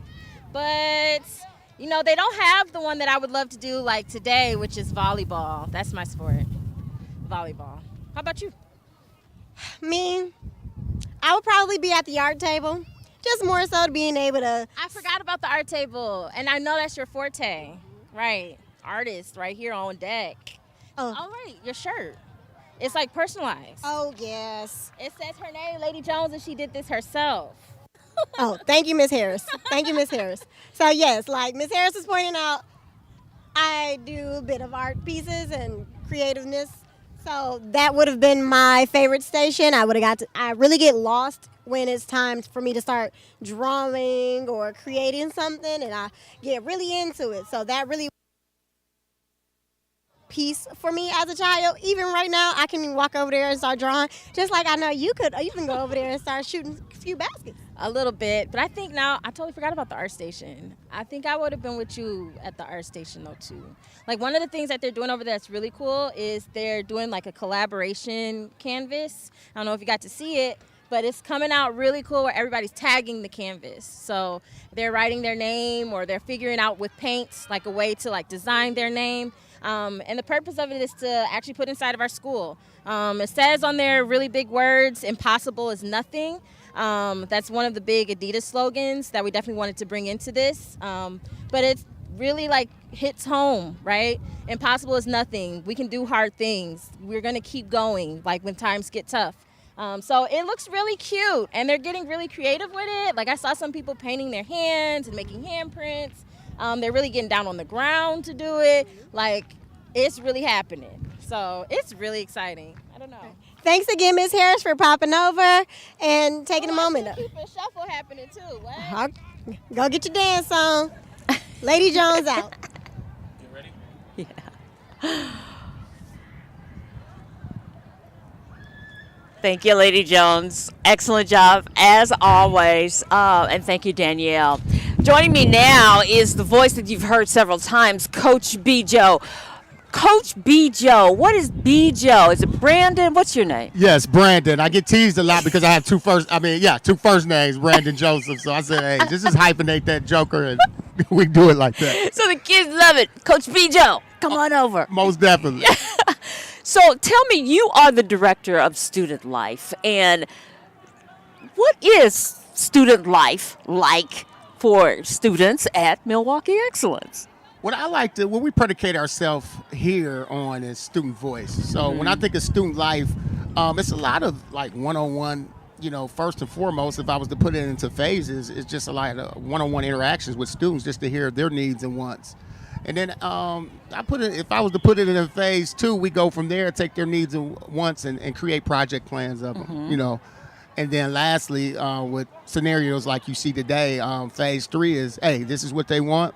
This is what they said they'll participate in. I think this would be not only these events like this is not only good for them, but it's also good for our community to see these kids acting in a mature fashion, being able to engage themselves in things that we call student life here at Excellence. I was listening to some of your interviews earlier when you were talking to the students, and I was really impressed by some of the responses that they gave. Very mature, very, just good responses, Most definitely. I think we look at the data sometime, what I mean by data, standardized test scores and things of that nature, and just go and run away with it instead of interacting with students and hearing from them. I think if you hear from them, then your their mindset will be kind of skewed on, no, we just got to, be a combination of both, hear from them and then take what they know and be able to be strategic with it and create events like this and get back in the classroom and lock in as well. So these kids are phenomenal. When I mean phenomenal, they have it in them. It just takes, the right people to pull it out. There you go. And I've met a lot of wonderful people who can pull it out. So I'm really, really impressed. One of the things, Milwaukee Excellence is really a young school. You're getting your first graduating class this year. That's a milestone. That's impressive. And these kids have done very well. Talk about, scholarships and what they have been able to achieve. Most definitely. I think one of my roles as director of student life, I oversee the college and pathway department. So we have two advisors, and they do a phenomenal job in engaging the kids and making sure that they follow the process with FAFSA and applying for colleges and skills and trades. Right now, in scholarship money, I think we're somewhere around $1.3 million. Wow. I think that's a good accomplishment. Yeah, it is. With this being our first graduating class, I think over 80% of the senior class have been accepted in one or more colleges or pathways. So I think we really hit the ground running, and I think what kind of motivated us was, this is the first class. So right. Let that class of 2024 be able to see, what the class before them have done and try to, reach different actually accomplish more than that. So I think setting the tone with this first graduation class has been really magnificent and impactful for us. Yeah, that's very good. Now, you're an educator, and you've been at Milwaukee Excellence 1 year, and you've been an educator in other places. What to you stands out about Milwaukee Excellence compared to some other places? I think Milwaukee Excellence does a good job of catering to where we at. You know what I mean? Where we at as a society, as a culture, in the community, and being able to, I think our CEO Rodney Link does a good job of approving first and foremost, because I might come at him with some. I know me, in terms of, hey man, you think we can do this? The kids are saying they want this. And I can't even count on one hand. He's never told me no, in regards to the needs of the kids and actually cultivating those experiences. Like we had this, the high school went to DC, and we did some team building activities for the middle school, and middle school and high school continue to do things that actually we're seeing that not only the kids engage in, but they learn from, and they have the ability to incorporate it into the curriculum. So I think that's what differentiates us, seeing what the kids want and being able to put that on and creating that student life experience for them, similar to once they transition to college or other pathways. Well, we were talking earlier with, I don't know if it was Miss Bellinger or Mr. Rodney, but talking about kind of those dedication moments that you have, and I've never heard of that before in a school, whereas they're dedicating their day to somebody, and by doing that, everybody gets to know a little bit about each person, and even the teachers participate. I've never heard of anything like that. So it seems like relationship building is really key here. Not only, yes, relationship building is one of our pillars. Student voices and relationships matter is our number one pillar. And I think what that does is be able to be show your transparency among student, staff, and families. One other thing that I think that, if you go throughout our buildings, there's signage, of what you need to get into this college. There's signage in regards to the personal missions of staff with their picture next to it. There's signage of things that you just said, daily dedications, which you can, you might didn't know, or something about a peer or a fellow student, and you will have opportunities throughout the day or the year to be able to confide in each other or talk about those things that you want to help out with, or be able to be like, what, that resonated with me. So I've worked at a lot of places, but this is one organization where I feel like they hit it spot on in regards to making sure they have visuals and staff and providing spaces for the students to share those vulnerable moments. You're a director of student life, so what does that entail? What are you doing? Some of everything, Ms. Taylor. No, but I'm honored and thankful for it. It's actually one of those things that I always scripted for myself that I would want to do, when it comes to professional goals. So, student staff recruitment, retainment, that's under my umbrella. Providing, like I told you earlier, managing the college and the pathway process. We're going to have a signing day on May 19th, for that first senior class. So we've been reaching out to a lot of those commitments and those institutions. They've been sending their swag. They're sending representatives. We're going to feed them and just have a joyous time, once they, make those commitments. But being over projects like that, I'm also the athletic, student life and athletics. So that's a whole another bureaucracy in itself, just scheduling games, getting transportation together, making sure our kids are competing at a high level and giving staff development, in that area as well. Any events, I know we've had many events in terms of student life events, like in the past. We had a recruitment event here where we brought the community out, and it was free for them to skate, and we gave them popsicle. It was during when I first got here, but a lot of the canvassing and just telling people about Milwaukee Excellence and why your child should come here. I think that's really one of the main as I prioritize all my bullets in my role. That's what I do. As you look at the students at Milwaukee Excellence, because are you doing this at the middle school and the high school? Yes, I do them. I do it at both. Campuses. So as you look at the kids who are coming through and the impact, what's going on, are you seeing impactful things beyond academics? Yes, especially I know we keep harping over our first pillar when it comes to student voices and relationship manner, but that's exactly what you see. You see those vulnerable moments where you're having conversations with these kids, and they're coming from places and situations where we need to be a listening ear for them, and when they come in here and knowing that they have a safe place and a safe space where adults can be a listening ear. And then a way I measure that we're being impactful is that, I know it's kind of cliche and it's funny, but they never want to leave the school. You got literally like, hey, y'all got to go home now. We got our own families, we got our own things to do, but they never want to leave. That's to me a true indicator of kids they want to feel heard, and they want to feel valued, and they know that they're safe in between these walls. A lot of schools are all over the country are struggling with, getting more educators in the door, getting them in. What would be your pitch for somebody, they have an education degree, and looking, what would your pitch be for them to come to Milwaukee Excellence? That's an amazing question, Ms. Taylor. I think first and foremost, our leader, he does a fantastic job of getting that educator where they're at in life and being able to offer as a layer of support for their goals.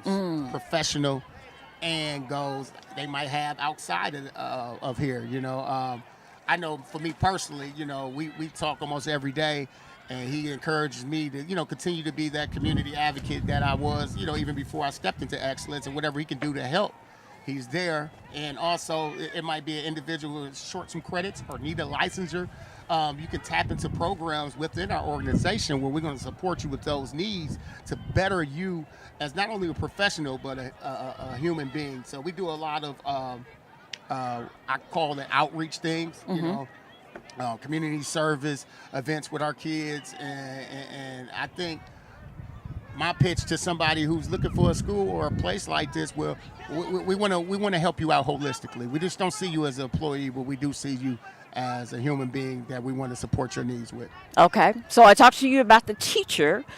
Now, what about the parent who's like, I want to move my kid, or I want to, my kid's ready for middle school.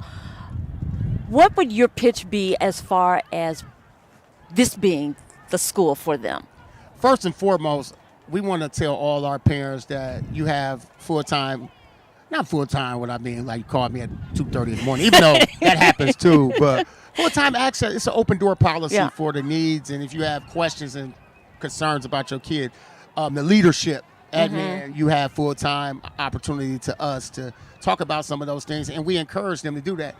Secondly, and might be most importantly, it's a partnership. We're gonna have we're not gonna act like we're creating a scenario where it's gonna be 100% positive all the time. We're gonna have healthy conflict, and once we resolve that conflict, that's all a part of being a partnership. When you partner with the parents, knowing that you want the best for the kids overall, that I find that sometimes, even since I've been here through dialogue, that they're like, what. They do mean well by our kids in our community, and they do well by their staff. So I think my pitch to the parents is giving them an invitation to this partnership and be able to send your kids and entrust. A lot of our staff have expertise in a wide range of areas. Tap into that. Right. So even if they don't agree, the parent might come away saying, I don't agree, but I know that they're doing the best for my kids. Yes, they might say, you know what? There's been some challenges, or my kids, having, some problems over here, or they may not, be learning at a rapid level that I want them to learn on these different skills. And just through that partnership, we're just going to stay patient with each other, because we know our kids, they don't come in, they go through things such as adults, but we just like we try to do a magnificent job of the parents, letting them know like, hey, we're human, but not only are we human, we want you to join this partnership and realizing that we're going to put our best foot forward into not only educating your kid, but mentoring them as well. Right. So you got the student life. So you've got there's that academic component, and then you're kind of the athletic director. So there's that athletic component. But I tend to believe those kind of come together, because that athletic component can make you a better academic student, right? Most definitely. I had the luxury. I didn't plan on coaching this year, but I ended up coaching basketball this year. One of those many hats, right? One of the many hats. And to be honest with you, I've coached. I've in my past, I've won basketball state championships and things of that nature. So what I try to utilize from my historic approach is that, hey, culture is everywhere. Culture is in academics. Culture is in athletics. Culture is in professional development. Culture is everywhere. And it's up to us as a staff to stay committed, and parents and families to stay committed in creating a positive and healthy culture for this organization. Very good. Very good. You're a good fit. You're a good fit. Thank you. You're the first one told me that. I was just playing. Thanks a lot.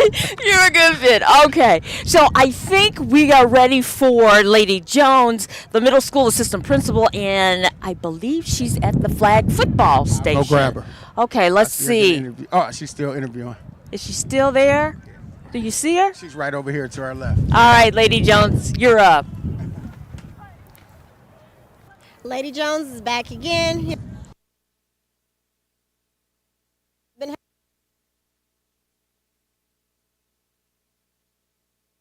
Today. pieces have you been teaching the students today? Working together, I think it's a big one. Teamwork and just getting some activity in. It's just a beautiful day in Milwaukee. I want to get outside school and run around a little bit. How many touchdowns did you see today? Oof, probably about 55. 55? Yeah, about 10 a game.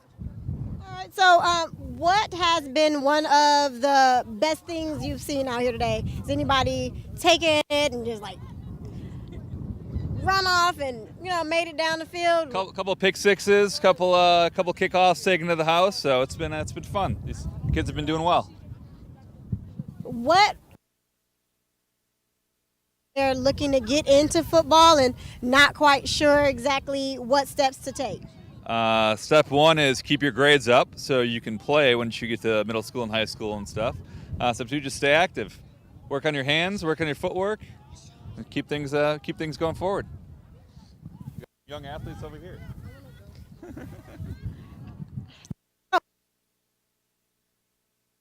An athlete or a student who wants to play but is a bit more or how to be more aggressive on the field?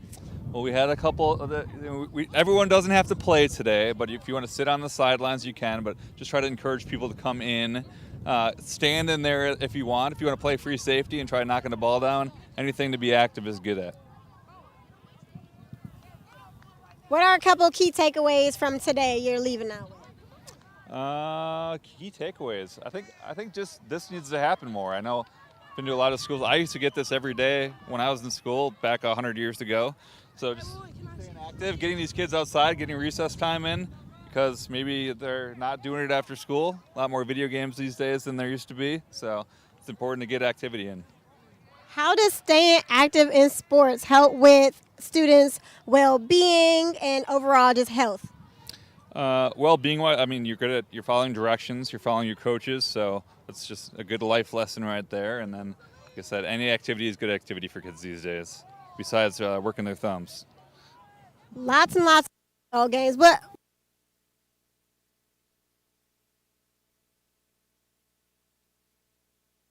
well, you can't get to Madden unless you start on the field first, like everyone did. So you got to start somewhere, and you got to start in the playground.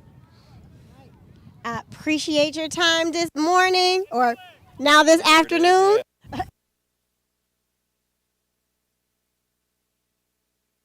Now getting the kids.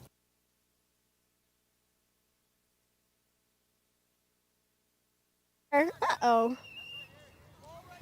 Here they go right there. When it was like 100 years ago and you were in grade school, which sport were you most active in? Always football on the playground, always. Always football on the playground. Thanks again, Michael, for your time. Enjoy the rest of the day with the kids. Thank you. Thank you. All right, next we have Malcolm here. Malcolm is one of our 6th graders here at Milwaukee Excellence. How's the day going for you today? Not that good, but it's going okay. Going okay? How often would you say you normally are outside? Not that much. Sometimes I go to the park. It's like 4 blocks away from my house, like straight walk. Oh, nice. So you get a chance sometimes to go out and hang out outside, but how do you feel about being able to come outside and play at school? I mean, like, it's nice, but right now, I mean, it's not been the best. It's kind of boring, but hey, it's nice, I guess. All right, not every Today, so soccer today. All right, you played some soccer, right? Yes, and I played some golf, but Thanks, Malcolm. Not everybody, gets a lot of time to get out and be active and with sports.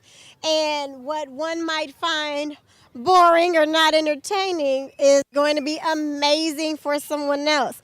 It seems as though you might be used to being in the house and playing games or watching TV. Yeah. Yes, that's what we're trying to change up today. We're trying to get you outside and get you active and get you working, doing different things that aren't in your usual everyday schedule. Because being outside and being active is something that's going to be amazing for you, Malcolm. What? So, out of all of these, which activities would you try again? Probably soccer. Can I? What did you learn today in soccer?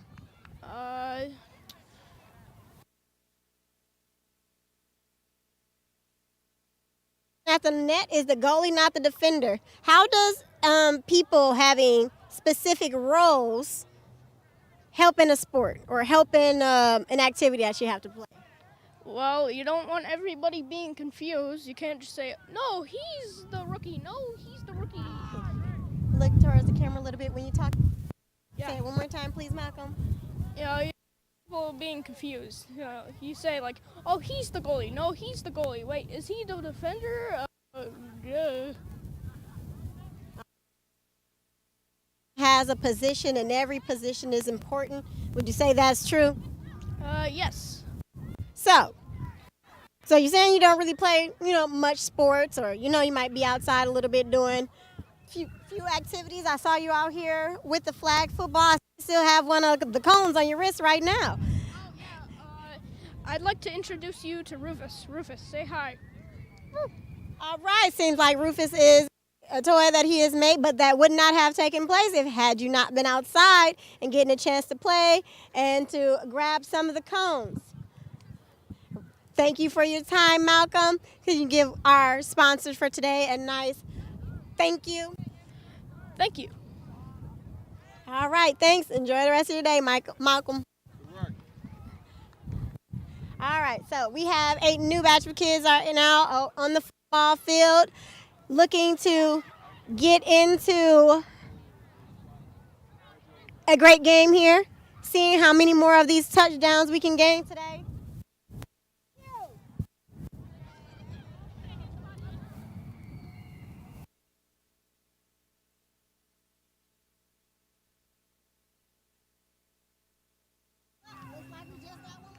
Looks like we just got one more touchdown. Very exciting day. See, we have the competition is high. It is heavy. All right, we have, yes. All right, stepping over right now into the world of sports. We have someone who's been active throughout their life as a student athlete.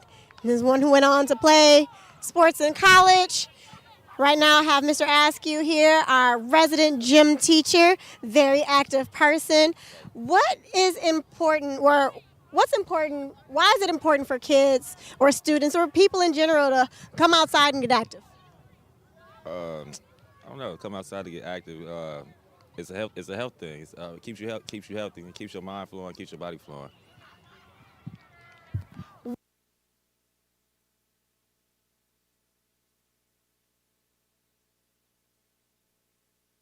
One huge takeaway from being a student athlete. The word student comes first. So always making sure you take care of your business, being responsible, taking care of your business. Being a student athlete, it puts perspective like an organization. And once you organize, things kind of just fall into place. So, from being out here today, I know that you played a lot of basketball growing up, but what other sport would you have liked to have tried when you were a child? I actually just told FAMU when we was at the soccer station and said soccer is one thing. Soccer is one thing that I wish I would have played growing up more. It was just playing soccer. What got you interested in soccer? Actually, just being active, watching them kick the ball, running up and down, and then I like to compete too. So it's just something that gives me another chance to work hard and try to win. All right, so I know that with basketball, there's a lot of running up and down the court, and soccer, there's a lot of running up and down the field and kicking of the ball instead of the hand. Would you say that they're pretty similar? They are. I was just about to say that they are. Soccer, I believe it's like 6 people on the field. Basketball is 5 people on the court. Still working as a team. Still as far as like dribbling. So basketball, you dribbling with your hand. Football, soccer, you dribbling with your foot.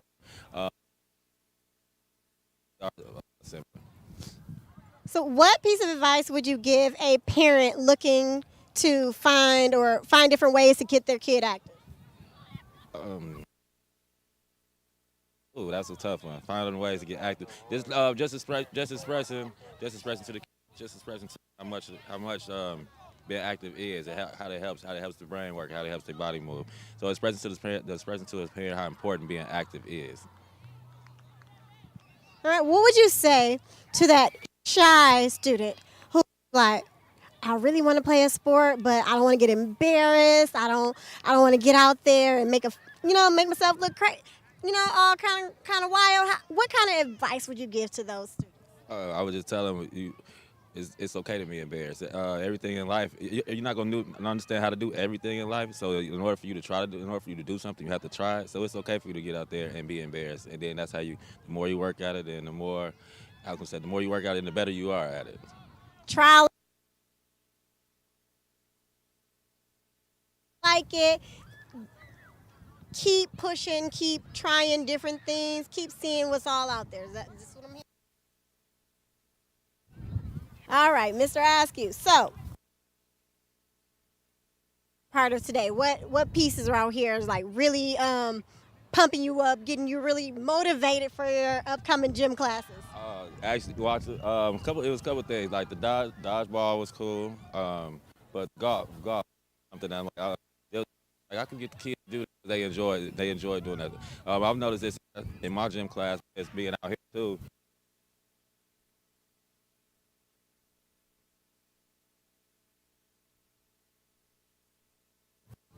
All right, Mr. Askew, your time is appreciated. You being an integral part in getting and keeping our kids active here at this school is very necessary. Continue the great work, and I can't wait to see you guys outside next week for a gym class. Thank you.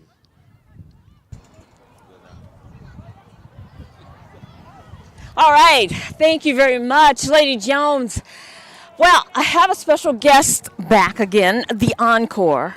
Encore, yes, I love it. Mrs. Bellinger, and of course, she is the middle school principal.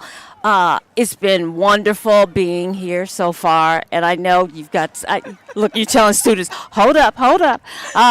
They all love you, and they all want to come and talk to you. So we're going to put them on hold just for a second, and we're going to talk a little bit. We got to do a little dancing together Did over you? by the DJ. I got to practice my golf swing. There you go. We're having a great day together. Very cool, very cool. Tell me about this Taste of Phoenix. What's this all about? Yeah, so Taste of the Phoenix is coming up on May 26th. It is an event where, we always want to connect with our community. And our school is a special place that it's not just a school, it is a community. So it will be held from 3 o'clock to 7 o'clock p.m. here at our middle school campus. 3 to 7. At 4950 North 24th Street. And it's an opportunity for community members to come in and share resources. We want to make sure as our families are going into the summer that we have those connections for health and wellness, also some social emotional resources as well, and also some of our entrepreneurs and business owners in the community. So we'll have tables and vendors set up to share those things as well. That's very cool. I didn't think about, but summertime, kids are all excited, summer vacation, but there are summer needs too, and the school is not open, so you're making sure to fill that gap, I guess. Yeah, absolutely. Again, it takes more than just the school and just the families, but it's the connection together and all of the resources that exist in our community to support one another and help our students to reach their full potential. It's also an opportunity if there are families who are interested to learn more about Milwaukee Excellence, they can come out and join us as well. And if they are looking for a 6th grade school in particular, Milwaukee Excellence goes from 6th grade all the way to 12th grade. So if they are still looking for the best middle school for their student, they could come meet me, meet other staff members, meet some of the students that their child would be in school with as well. See the school, right? It's here at our middle school campus, so they can see the things we talked about earlier. They can really experience what it's like to be at Milwaukee Excellence, learn more about what their students' experience would be too. Same thing with staff. It's always great to get a sense and a pulse of the energy in a school community by experiencing it yourself. Yeah. Do they need to register for this? So there will be some information on our website so that people can RSVP. Sometimes I know if the event might come up. If you didn't RSVP, we still want you there to join us and make sure that you can be a part of it as well. Right. I've talked to several people throughout this day, and asking, why would parents choose Milwaukee Excellence to send their kids? Why?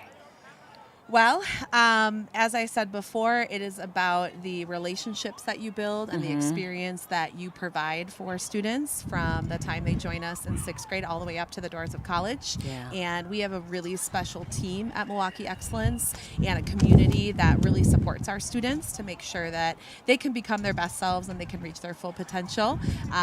It's hard work, but it is a very rewarding mission to serve, and our students deserve to have the very best, and we want to make sure that we have a great option for them here on the northwest side of Milwaukee.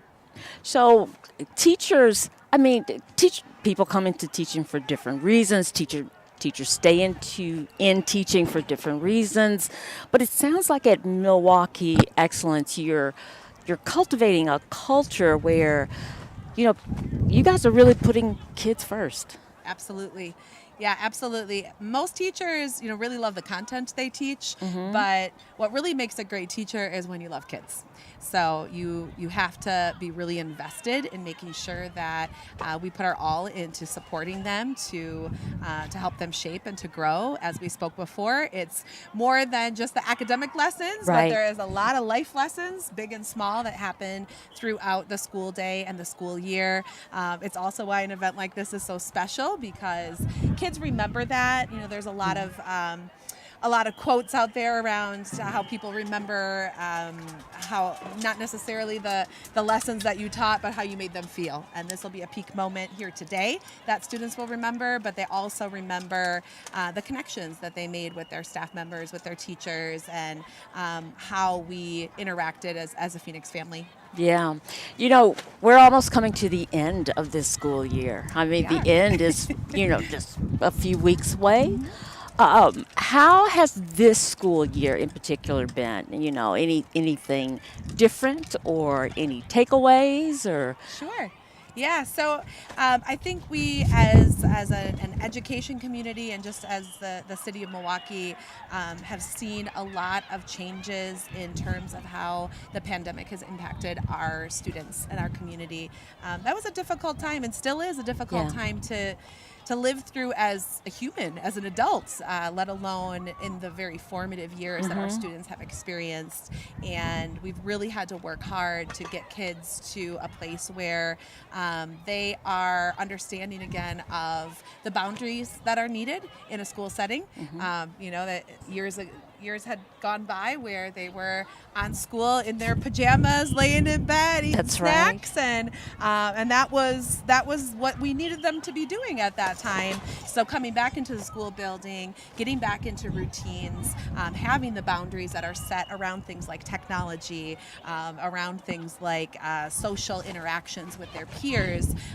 It's taken some work, and we continue to coach our kids around how to be good teammates and how to create a community where students are safe to take risks academically and support each other.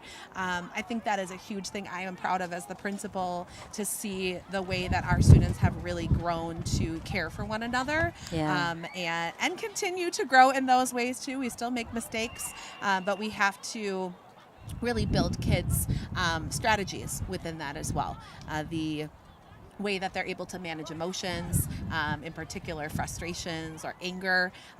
They need a toolbox, and they need adults that really care to take that time to teach them that. So those are big lessons that we've seen a lot of growth with our students in that social emotional area.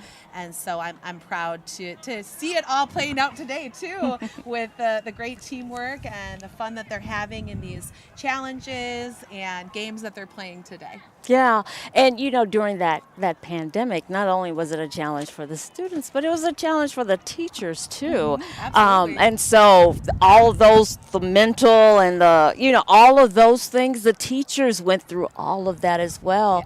So I guess they kind of needed that space too to get back into the routine. Absolutely, and you have to think about the whole process, even for some of our staff members who were still in college at that time, who were pre-service teachers, who the student experience for them as a college student was Yeah. online, or as a student teacher was online. And so we've had to unlearn and relearn a lot of different strategies and systems that had to be created in that way for the online learning. And then once we sort of started to master that, then it was time to start bringing everybody back. And so it has been a couple of years of transition with that. And staff, I mean, educators are always people who show up to support kids. But over the last several years of my career, I've just been so proud of what educators have done to really make sure that we can meet kids' needs.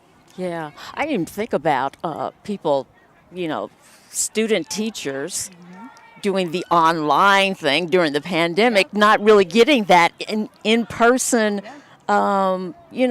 experience. So then you got to come back and go into the classroom. That's a challenge right there, too. There's a lot of growth that happens in a teacher's career in the first few years of teaching as it is. Yes. So it's been Wow. It's been a lot of transition for everybody, students and teachers. Mm-hmm. That's true.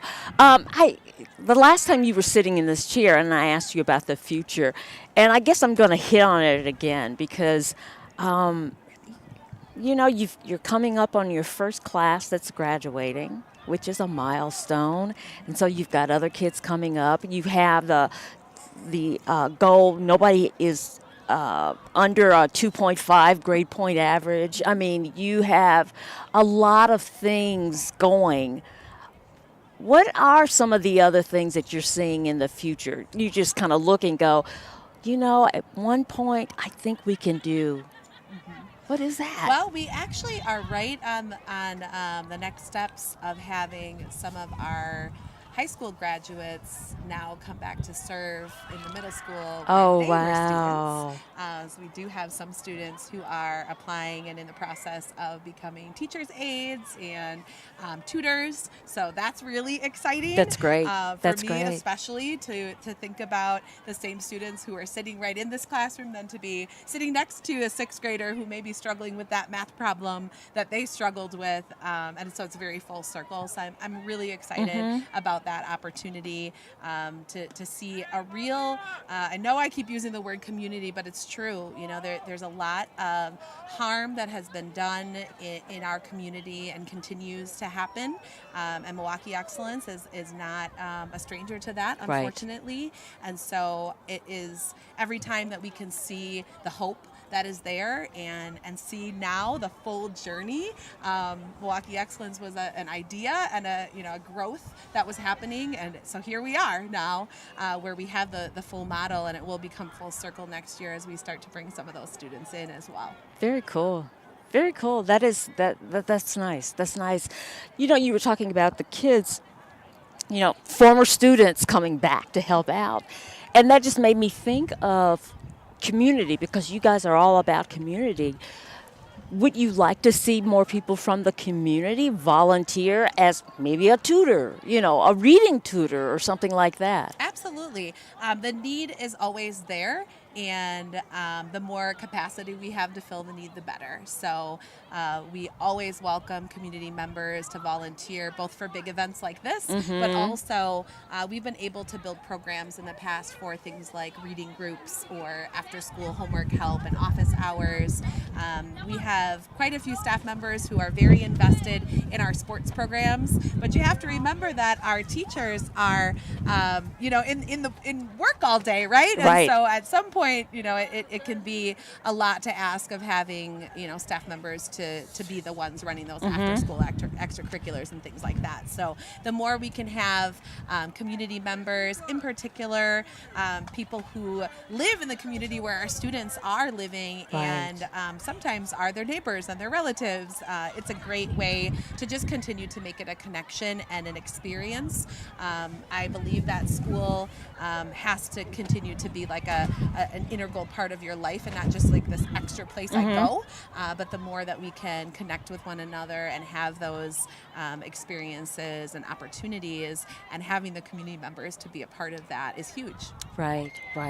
Well, this is the last time that you will be sitting in this chair with me. So are there any final thoughts that you want to leave with people? Final thoughts. Oh, wow. Well, I'm usually full. If you ask my students, they would probably tell you I have lots to say. I just want to say, I'm so grateful to everybody who not only helped to plan this event, but our journey has been one where we've had a lot of support along the way since we opened in 2016. Since that first class that started with us in 6th grade that are now the first graduates of Milwaukee Excellence. And so it's a thank you for today, but it's also a thank you for these 7 years that it's taken to get to today. Right. And the continual support that I know we will have, and that our students deserve.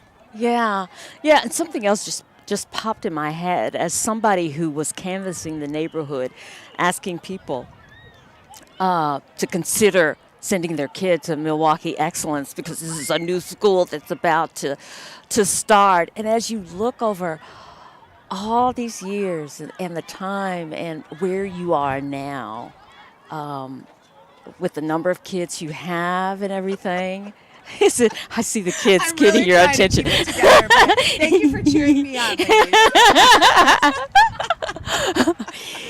Is it kind of what you envisioned, or is it more than you envisioned?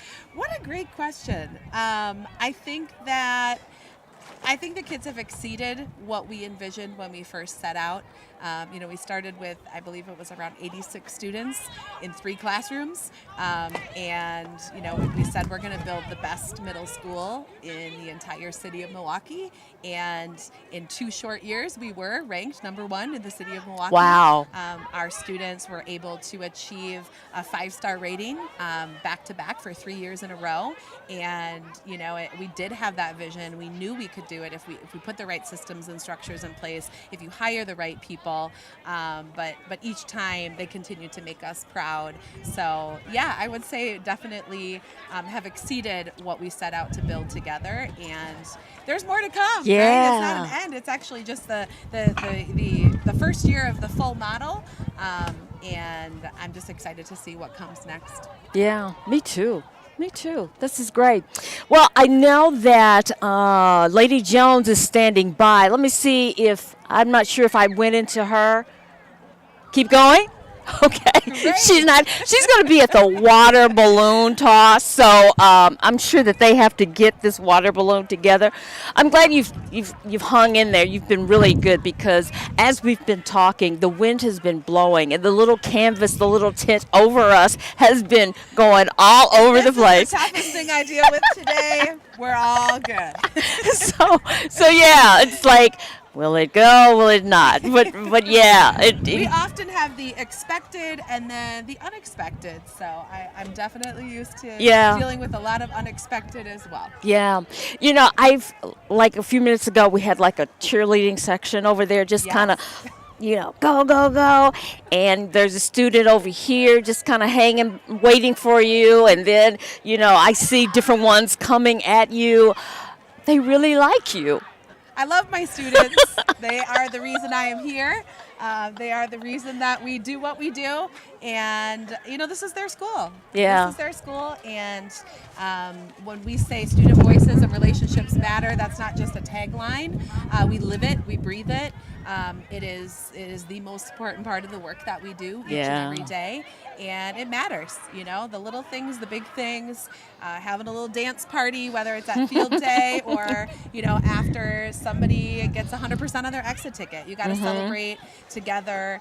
We work hard, and so we got to make sure that they understand that we see their efforts, we see their growth, and that's what it's all about. Yeah, and I imagine that being a teacher, being a principal, you have seen kids dealing with tragedies in their lives and, some not being able to handle it very well and coming to school and needing that space and that safe space, whether it's to, they're grieving, to grieve or, different things that are happening and watching them and kind of nurturing them through that. And then watching them make it through. Yeah, I'm sure you have a lot of experiences with that, right? Yes, I most certainly do. Kids Handle a lot. Yeah. We ask them to handle a lot. I think that middle school kids in particular are at an age where they start to look more grown up than they actually are. Mm-hmm. They start to grow into bigger bodies, but they're still learning how to manage their emotions. Most adults are still learning how to manage their emotions Right. too. And add to that the difficulties and the challenges that many students face in our community. They have to manage a lot, and so when they're coming to school, we have to acknowledge that. We have to help them learn strategies to make sure that they're able to put themselves in an emotional space that they are able to do their best learning, and sometimes that means helping them to process tragedy, process grief. And that's a very real thing. Yeah. Thank you for doing what you do. All right, we're going to head over to Lady Jones, ending on this, this solemn note. Yeah, well, transitioning. we're like a phoenix, and so we always say, just like the phoenix, we will rise. We will rise. So there you go. It is a good place for us to be together. Excellent. Lady Jones, we're ready for you at the water balloon toss. That's a good one. I promise some kids that can throw them at me. Lady Jones coming back with a few of our 8th graders. Right here we have Amir. Amir, how has field day been for you today? I ain't gonna lie, it's been fun. I've been winning everything that I've been in, because I'm the GOAT. What are a few big takeaways you can pull from some of the activities and sports you played today? School is fun. Because usually school ain't fun. I'm sorry. School is fun. All right. We also have Cola right here to my right. What were you saying? Some big key things I learned, that teamwork is really key. Doing all these fun activities, having fun with my classmates, had a really good time. So, what was your favorite activity today? Flag football. Flag football? Basketball. Everything. All right, so behind me I have Camden. Camden says he's loved everything. What about football stood out the most for you today? I got to move my legs a little bit more than other activities. So lots of running involved. Yeah. Did you score any football touchdowns while you were out there? I had a touchdown, and the rest of my teammates, they was doing very good to pass me the ball. So back to what Cole said. Cole said that teamwork makes the dream work. Teamwork is key. Teamwork is key. And you said basketball, right? Yes. What'd you all do out there? We shot around. I made my team win, so that felt really good. And, yeah, it was fun. It's fun, and it's a learning experience because you can learn the teamwork and have fun. So would you all say that teamwork is a very important aspect of sport? Yes, you got to have teamwork in order to win. I say yes, too, but not only in sports. How else? You can do teamwork in a lot of ways. You can have teamwork in a classroom, like we do every day. You can have teamwork in sports. You can have teamwork with your work, Teamwork is a piece of life that travels through many different aspects, huh? Yes. And it really helps you in life. Really helps you in life. Kim, what about you? You said everything was your favorite sport, so just being outside and getting active was it? I know, because I've been losing a lot of weight since going to this school, especially when Mr. Askew started going here. I think the most active thing I was doing today was playing dodgeball. It really helped me get my blood flowing, and it showed a lot of teamwork. I got to know some people and stuff like that more. Like Cola, she cold. She be I seen Amir playing too. My boy Bink, he be dodging and weaving. But yeah, I think it was a great day today. A lot of kids got to know each other, and it was a good day for the last couple of days of school. Yeah, now it's time to go eat. Peace out, guys. Thank you, Cola. Amir. Yes. If somebody is a little bit more shy, not like you, what kind of advice would you give for them to just get out there and start playing a sport? I'll tell them to go find a friend or find somebody that's like them and what they like and like what they do. Because I feel like field day is for everybody. So if you standing to the side, you ain't gonna really have a lot of fun. And I'm sure people be like, they ain't got nobody that they know or they don't have no friends. But it's always somebody that's like you. How do people at home help you keep active or encourage you to be active and get out there and play sports or go outside, do things besides video games? Well, my mama, she active, so she'll be like, go outside, walk the dog, and I'll be like, for how long? How long you want to go? Stuff like that. So stuff like this is real encouraging for other students and teachers and adults to go outside and have some time with nature and get your blood flowing and stuff like that. What about you, Amir? My mom always makes me do stuff. If she see me playing my game for too long, she'll make me get off of it, go outside, play with my sister, play with the dog, run up and down the stairs, take a walk, anything. So essentially encouraging both of you to get up and be active and not just be couch potatoes, huh? Okay. So, how do you feel about being outside? You like it? You love it? I love being outside, actually. I feel like it's good for people. It's good for your hygiene. Hygiene, health, your overall well-being as a person. Getting outside, coming outside, Cam alluded to lots of friendships and communication and getting to know different types of people while he was out here. Because you had a couple different extra people in your classroom today too, right? You didn't wasn't just Dukers, a couple people from G-Tech. Yeah, it was a mixture. Okay, and then coming outside and playing these different games and taking part in these activities gave you an opportunity to get to know them better and know how they think and their strategies. Like something I learned from Eric, he funny, but he know how to get to it. Like when we was playing soccer over there, he was making jokes, but he was always the first person to be on the front line and stuff like that, and that's what I like about him. So, yeah. So coming outside and playing the sports with new people gave you new insight to other students of the building? Yeah. Look at that. Look at what coming outside and getting active can do for you. Any more big pieces for you today or anything else you'd like to say before we head off? I'm thankful for field day. What about you, Cam? Field day is very encouraging. I know I'm going to be outside with my boys this summer, definitely. Yeah.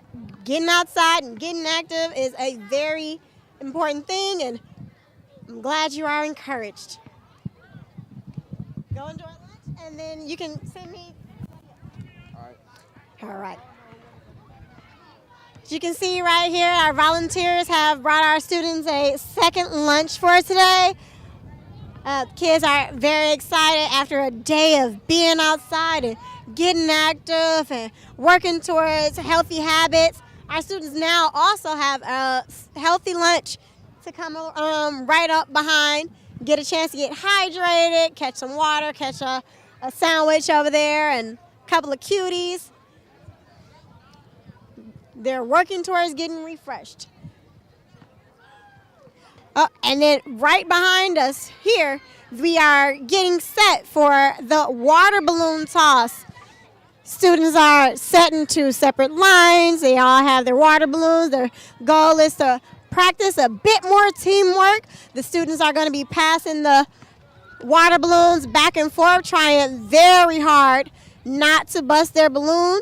They want to be the last one standing. They want to make sure that their team is able to be successful today.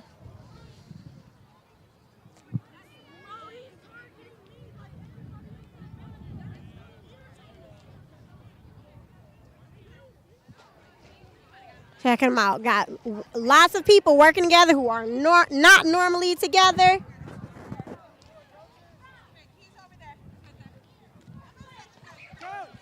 Sure, all these new opportunities that are able to get gathered.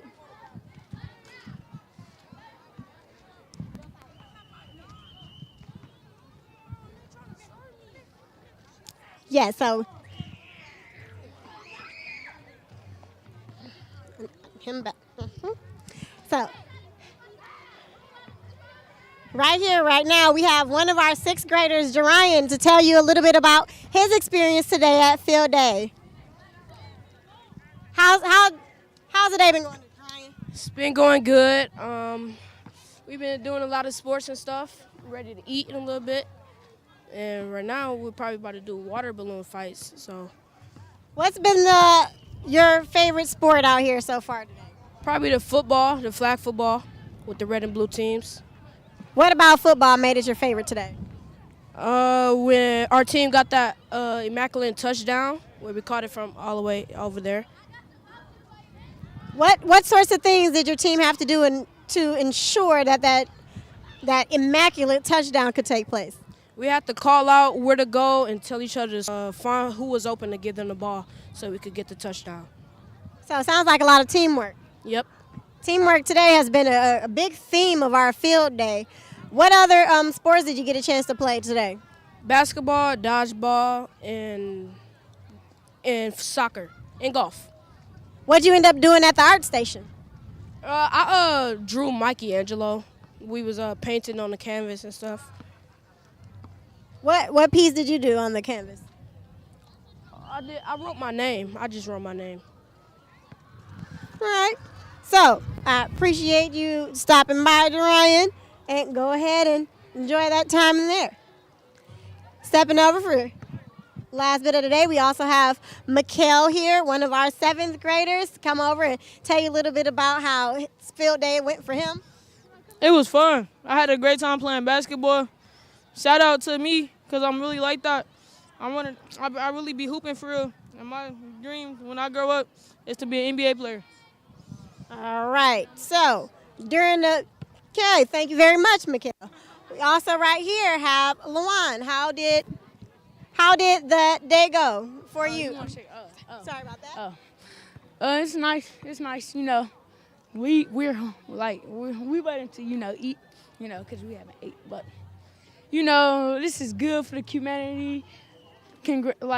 Shout out to all the staff members, and thank you, Ms. Jones, for letting me interview, and good staff members. Shop at Milwaukee Excellence.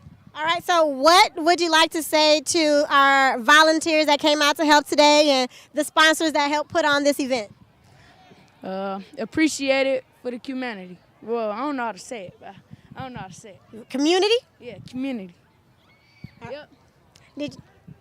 Thank you very much, Luan, for your time. Thank you, Mikhail, for your time.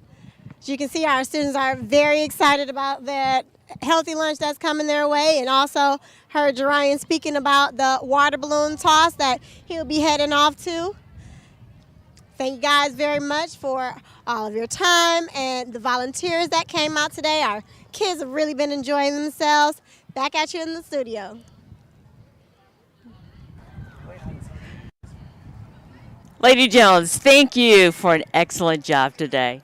Hey, we have brought back 2 of our guests from earlier, that being Rodney Link, who is the CEO of Milwaukee Excellence, and of course, Coach Bijo,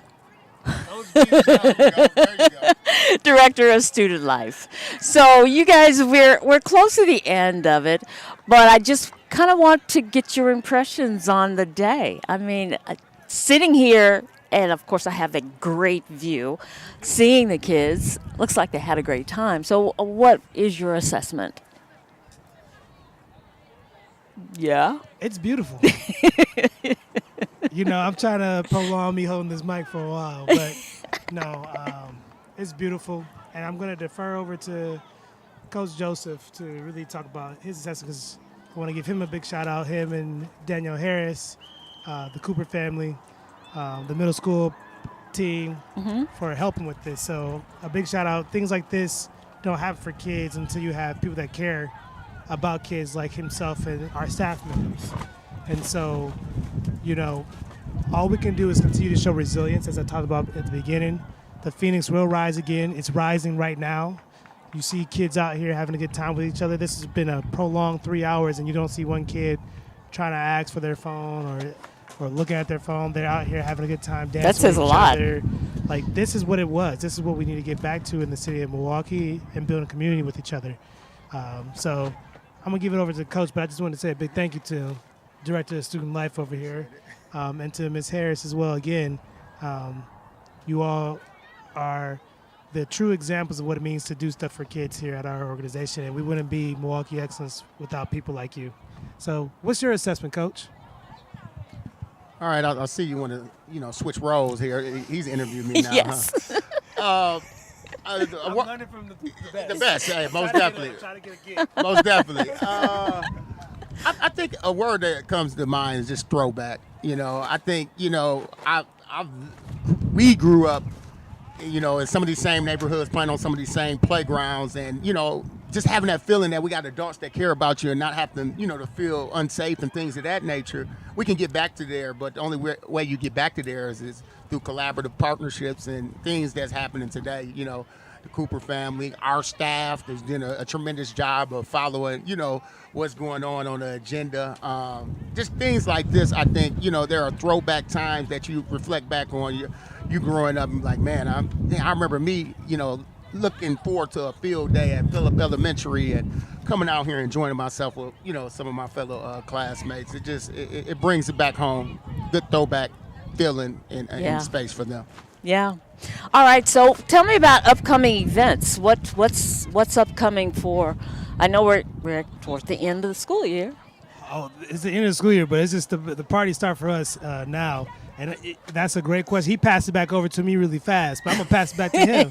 Director of Student Life is busy. He's going to drop it all. He's the best promoter ever about the things that we do. And we don't brag enough here at Milwaukee Excellence, and we try to stay humble because we got to do our job. However, Coach, would you let them know what else is happening for the future?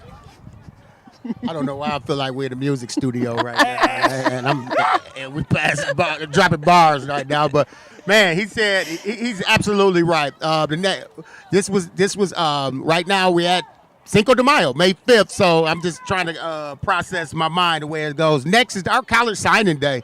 That's going to be on May 19th. I stated before in the previous interview, we earned in our inaugural senior class year, $1.3 million in scholarship money for those seniors and for choosing collegiate institution other pathways. So shout out to them. But we're going to have a signing day on the 19th to kind of commemorate that.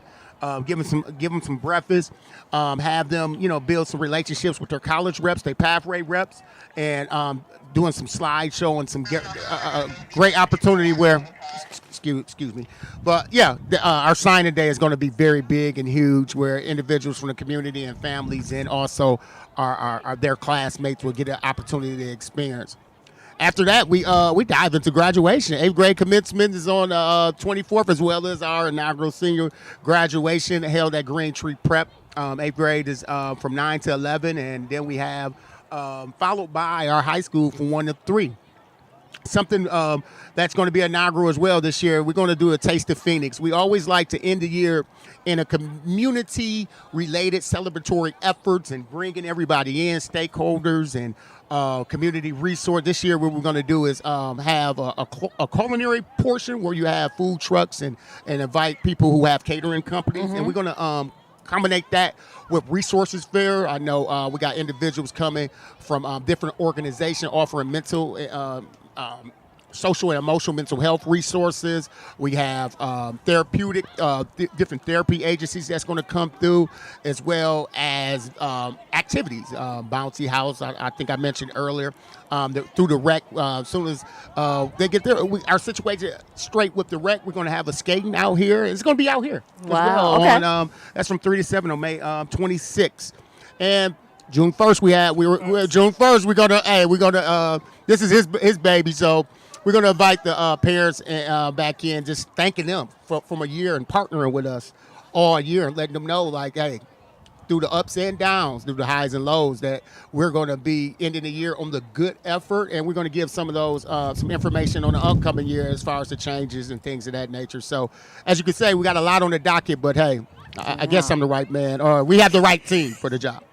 Very cool.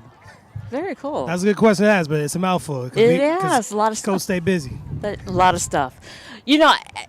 Before we end this, I just want to get, and you can keep the mic for a minute, all right, without passing it on.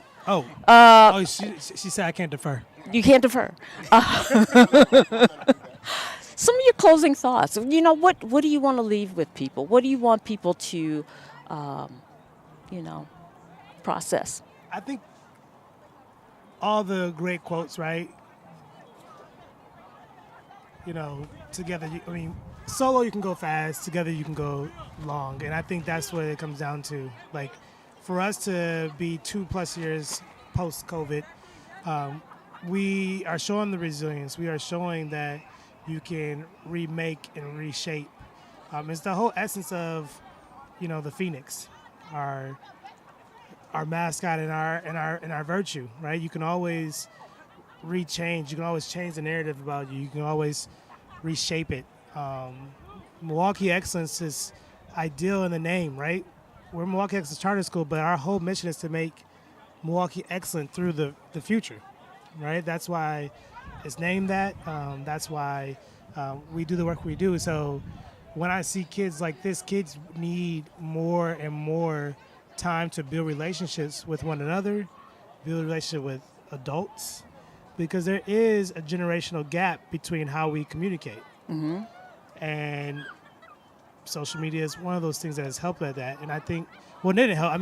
It's helped us advance our technology and make us be able to communicate faster, but it's also made another avenue of using it for inappropriate ways. So I think when you see beautiful things like this in Milwaukee, Mm-hmm. Milwaukee has a great bright side.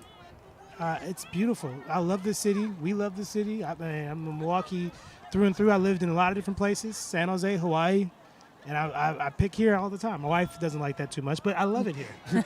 Right, and she loves it here as well too. But that's what I say. I think this is new beginnings. It's a lot of optimism then when you're in the school year and you start to plan, because we're already starting to think about what we're going to do for next school year and this summer to prepare for it. So I just want to say thank you to our students, thank you to our parents, thank you to everybody that made this come to fruition.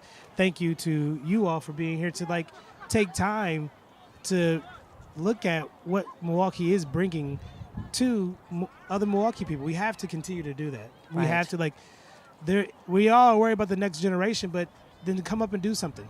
Yes. Right? These volunteers came up and do something. Come up and do something. You don't have to be at our school. Do it wherever, every school. Every kid, we all have to wrap our wings around every student inside the Milwaukee community if we want to make a difference. And I think this is that's why I stay here, man. This is the best work you can do. I was a finance major, but this makes me happy. This makes me see I'm trying to help our community for, a longer period of time. Because I want to live here too. I don't want people to keep leaving Milwaukee because they think, we can't do anything about it. We can't do anything about changing the narrative, but we can. We can. Yeah, absolutely. Coach, your final thoughts. I was just sitting back reflecting on, even I don't know, did we? Well, we did. We did mean to structure it like this, but I like to call it, participating activities then break bread.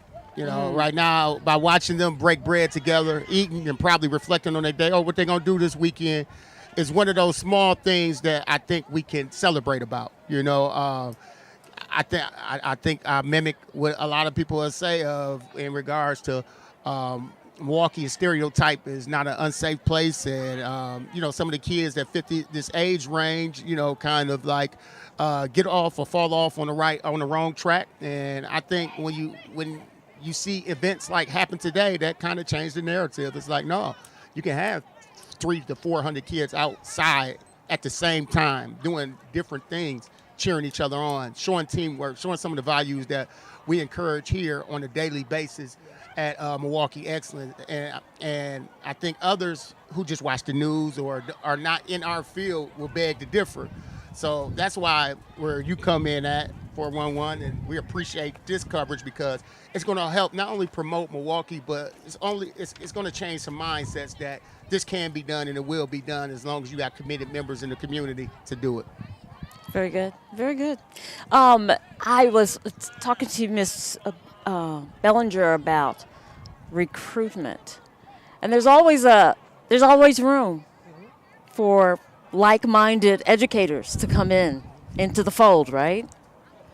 Yeah, we're really excited about our hiring right now, but we always are looking for more and more talented people that want to truly elevate student voice, truly make sure results show us the light, and truly use data to make an impact. And that's social data, that's academic data. So please, come to our website. You can join us. We are looking for teachers all the time, but teachers that want to do the work that we're trying to do. Yes. And it's not just, I'm here showing up. It's the work of 5-star work, right? We've been 5 stars, consecutively 3 years in a row. But like I said earlier, we're not at that place now. And now we're at the beginning, and we can do it again. And if we do it again, then another generation is helping Milwaukee again. So if you want to do that with us, and we want you to do that with us, hit me up, 414-870-1661. Or you can go to our website. Ms. Sykes can definitely be someone that you can come see the school, tour it. This is a special place, and we're going to continue to try to make it more and more better for both our staff and our students. So we're more than lovely. We're more than want to have you here. The last thing is for any parents or students. We are having, some openings in 6th and 7th grade. So want to make sure that you get out here before that close up. We're not taking how we used to take 120 students. We're only taking about 60 students because we're really trying to go for quality, like coming down, rebuilding that framework, and then moving up from there. So please sign up quick. Coach will let you know. We're closing in on that, so sign up quick. And we'll definitely, we're going to have 2 field trips like I said earlier, 2 field trips every month. We want them back out to college. We have a value proposition to ensure that your student sees themselves as a learner, as a scholar, and as someone that can work through resilient times. And show resiliency during those times. So that's the Phoenix. That's what we're about. And I'm coaching 8th grade basketball, so just everybody knows, we made it to the Elite 8. But this is the second time we made it to the Elite 8. I'm very upset by it, but we're gonna get there. We're gonna get to the Final Four and win the whole thing soon. It's gonna happen. It's gonna happen. Got to throw that in there. So that's the thing. The other last quote I'll say: a lot of people. We are about 91% people of color at our organization currently, and that matters to us deeply. You saw Miss Lady Jones, Coach, myself. We care about the kids seeing us in leadership positions, and not just leadership positions of like, oh, you're in trouble, come talk to me. No, hey, I can teach you. I can put this event on for you. I can make sure that you're instructionally learning how to do these things. That part matters to us, so they can see us in there, and that you're not going to get that everywhere. And I intentionally try to hire like that, and then train those individuals up. If you want to learn how to be around kids, we got the best trainer around here.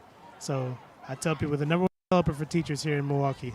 We get them fat. We grow them fast so they can help kids fast. So I'll end there. All right. I'm just because I think we still have a little bit of time. Yeah. So I'm just looking at you talked about future. You talked about getting the right teacher. You talked about the number of slots for new students, and you said you're keeping it down to 60, whereas it used to be something else because you're focused on quality. Yep. What did you mean by that? So a lot of people may try to just like put a whole bunch of kids in a building, right, and be stretched thin. Mm-hmm. I want to make sure that our instruction is at a high level quality. And with the teacher shortage that we had, people were all, stretched thin. Mm-hmm. And this is everywhere. There's a lot of places. And so in order to make sure that we can still say, like, I can say my kid can go to this school, his students can go to this school, his child, we have to make sure, do we have enough capacity to get that high quality instruction that is necessary, right? And so that's one thing that we're focusing on. So there will be a wait list, most likely it has been. And as we continue to get more and more powerful teachers, high-level teachers, we'll let more people in at that time. So a lot of people, it matters for us to make sure that the quality, we're not going to ever try to give something out that's mediocre. Yeah. And that sets off our instruction. It has nothing to do with, we'll take any student to come in here and to learn.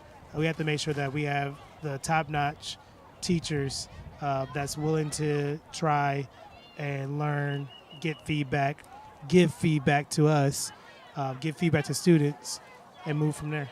Very cool. So that's what it comes down to. If we have another minute, I want our kids, we want to be the premier leadership development experience for kids that also enhances the creative ability. So the reason why we worked with different people like yourselves is because our kids, I want them to be interviewing me like this at a game. Mm-hmm. I want them to be making the switchboard like that. I want them to be shooting and going around. So shout out to LaShondra. She's helping us with a curriculum for podcasting for next year. And we want to have our kids have podcasting available, and so they can talk every single day about the things that are going on. If kids are able to talk versus just going on a live and just saying stuff, they're able to talk through stuff, talk through issues, plan, and be as thorough as you are, as always, every time I met with you in an interview. That's going to make a difference. They're going to feel their voice being heard, and then they're less likely to make other violent choices. Yeah.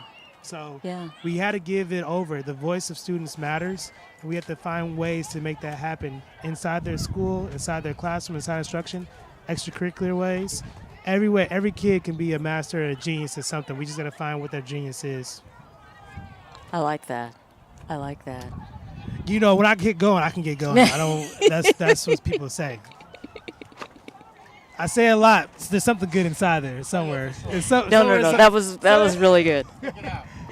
Yes, that was really good. And I'm really glad that you. I asked you the question about the quality, so you could explain that, because that's huge. That is huge. Not just putting folks in the seats just to have the numbers, but actually having that quality instruction for the kids.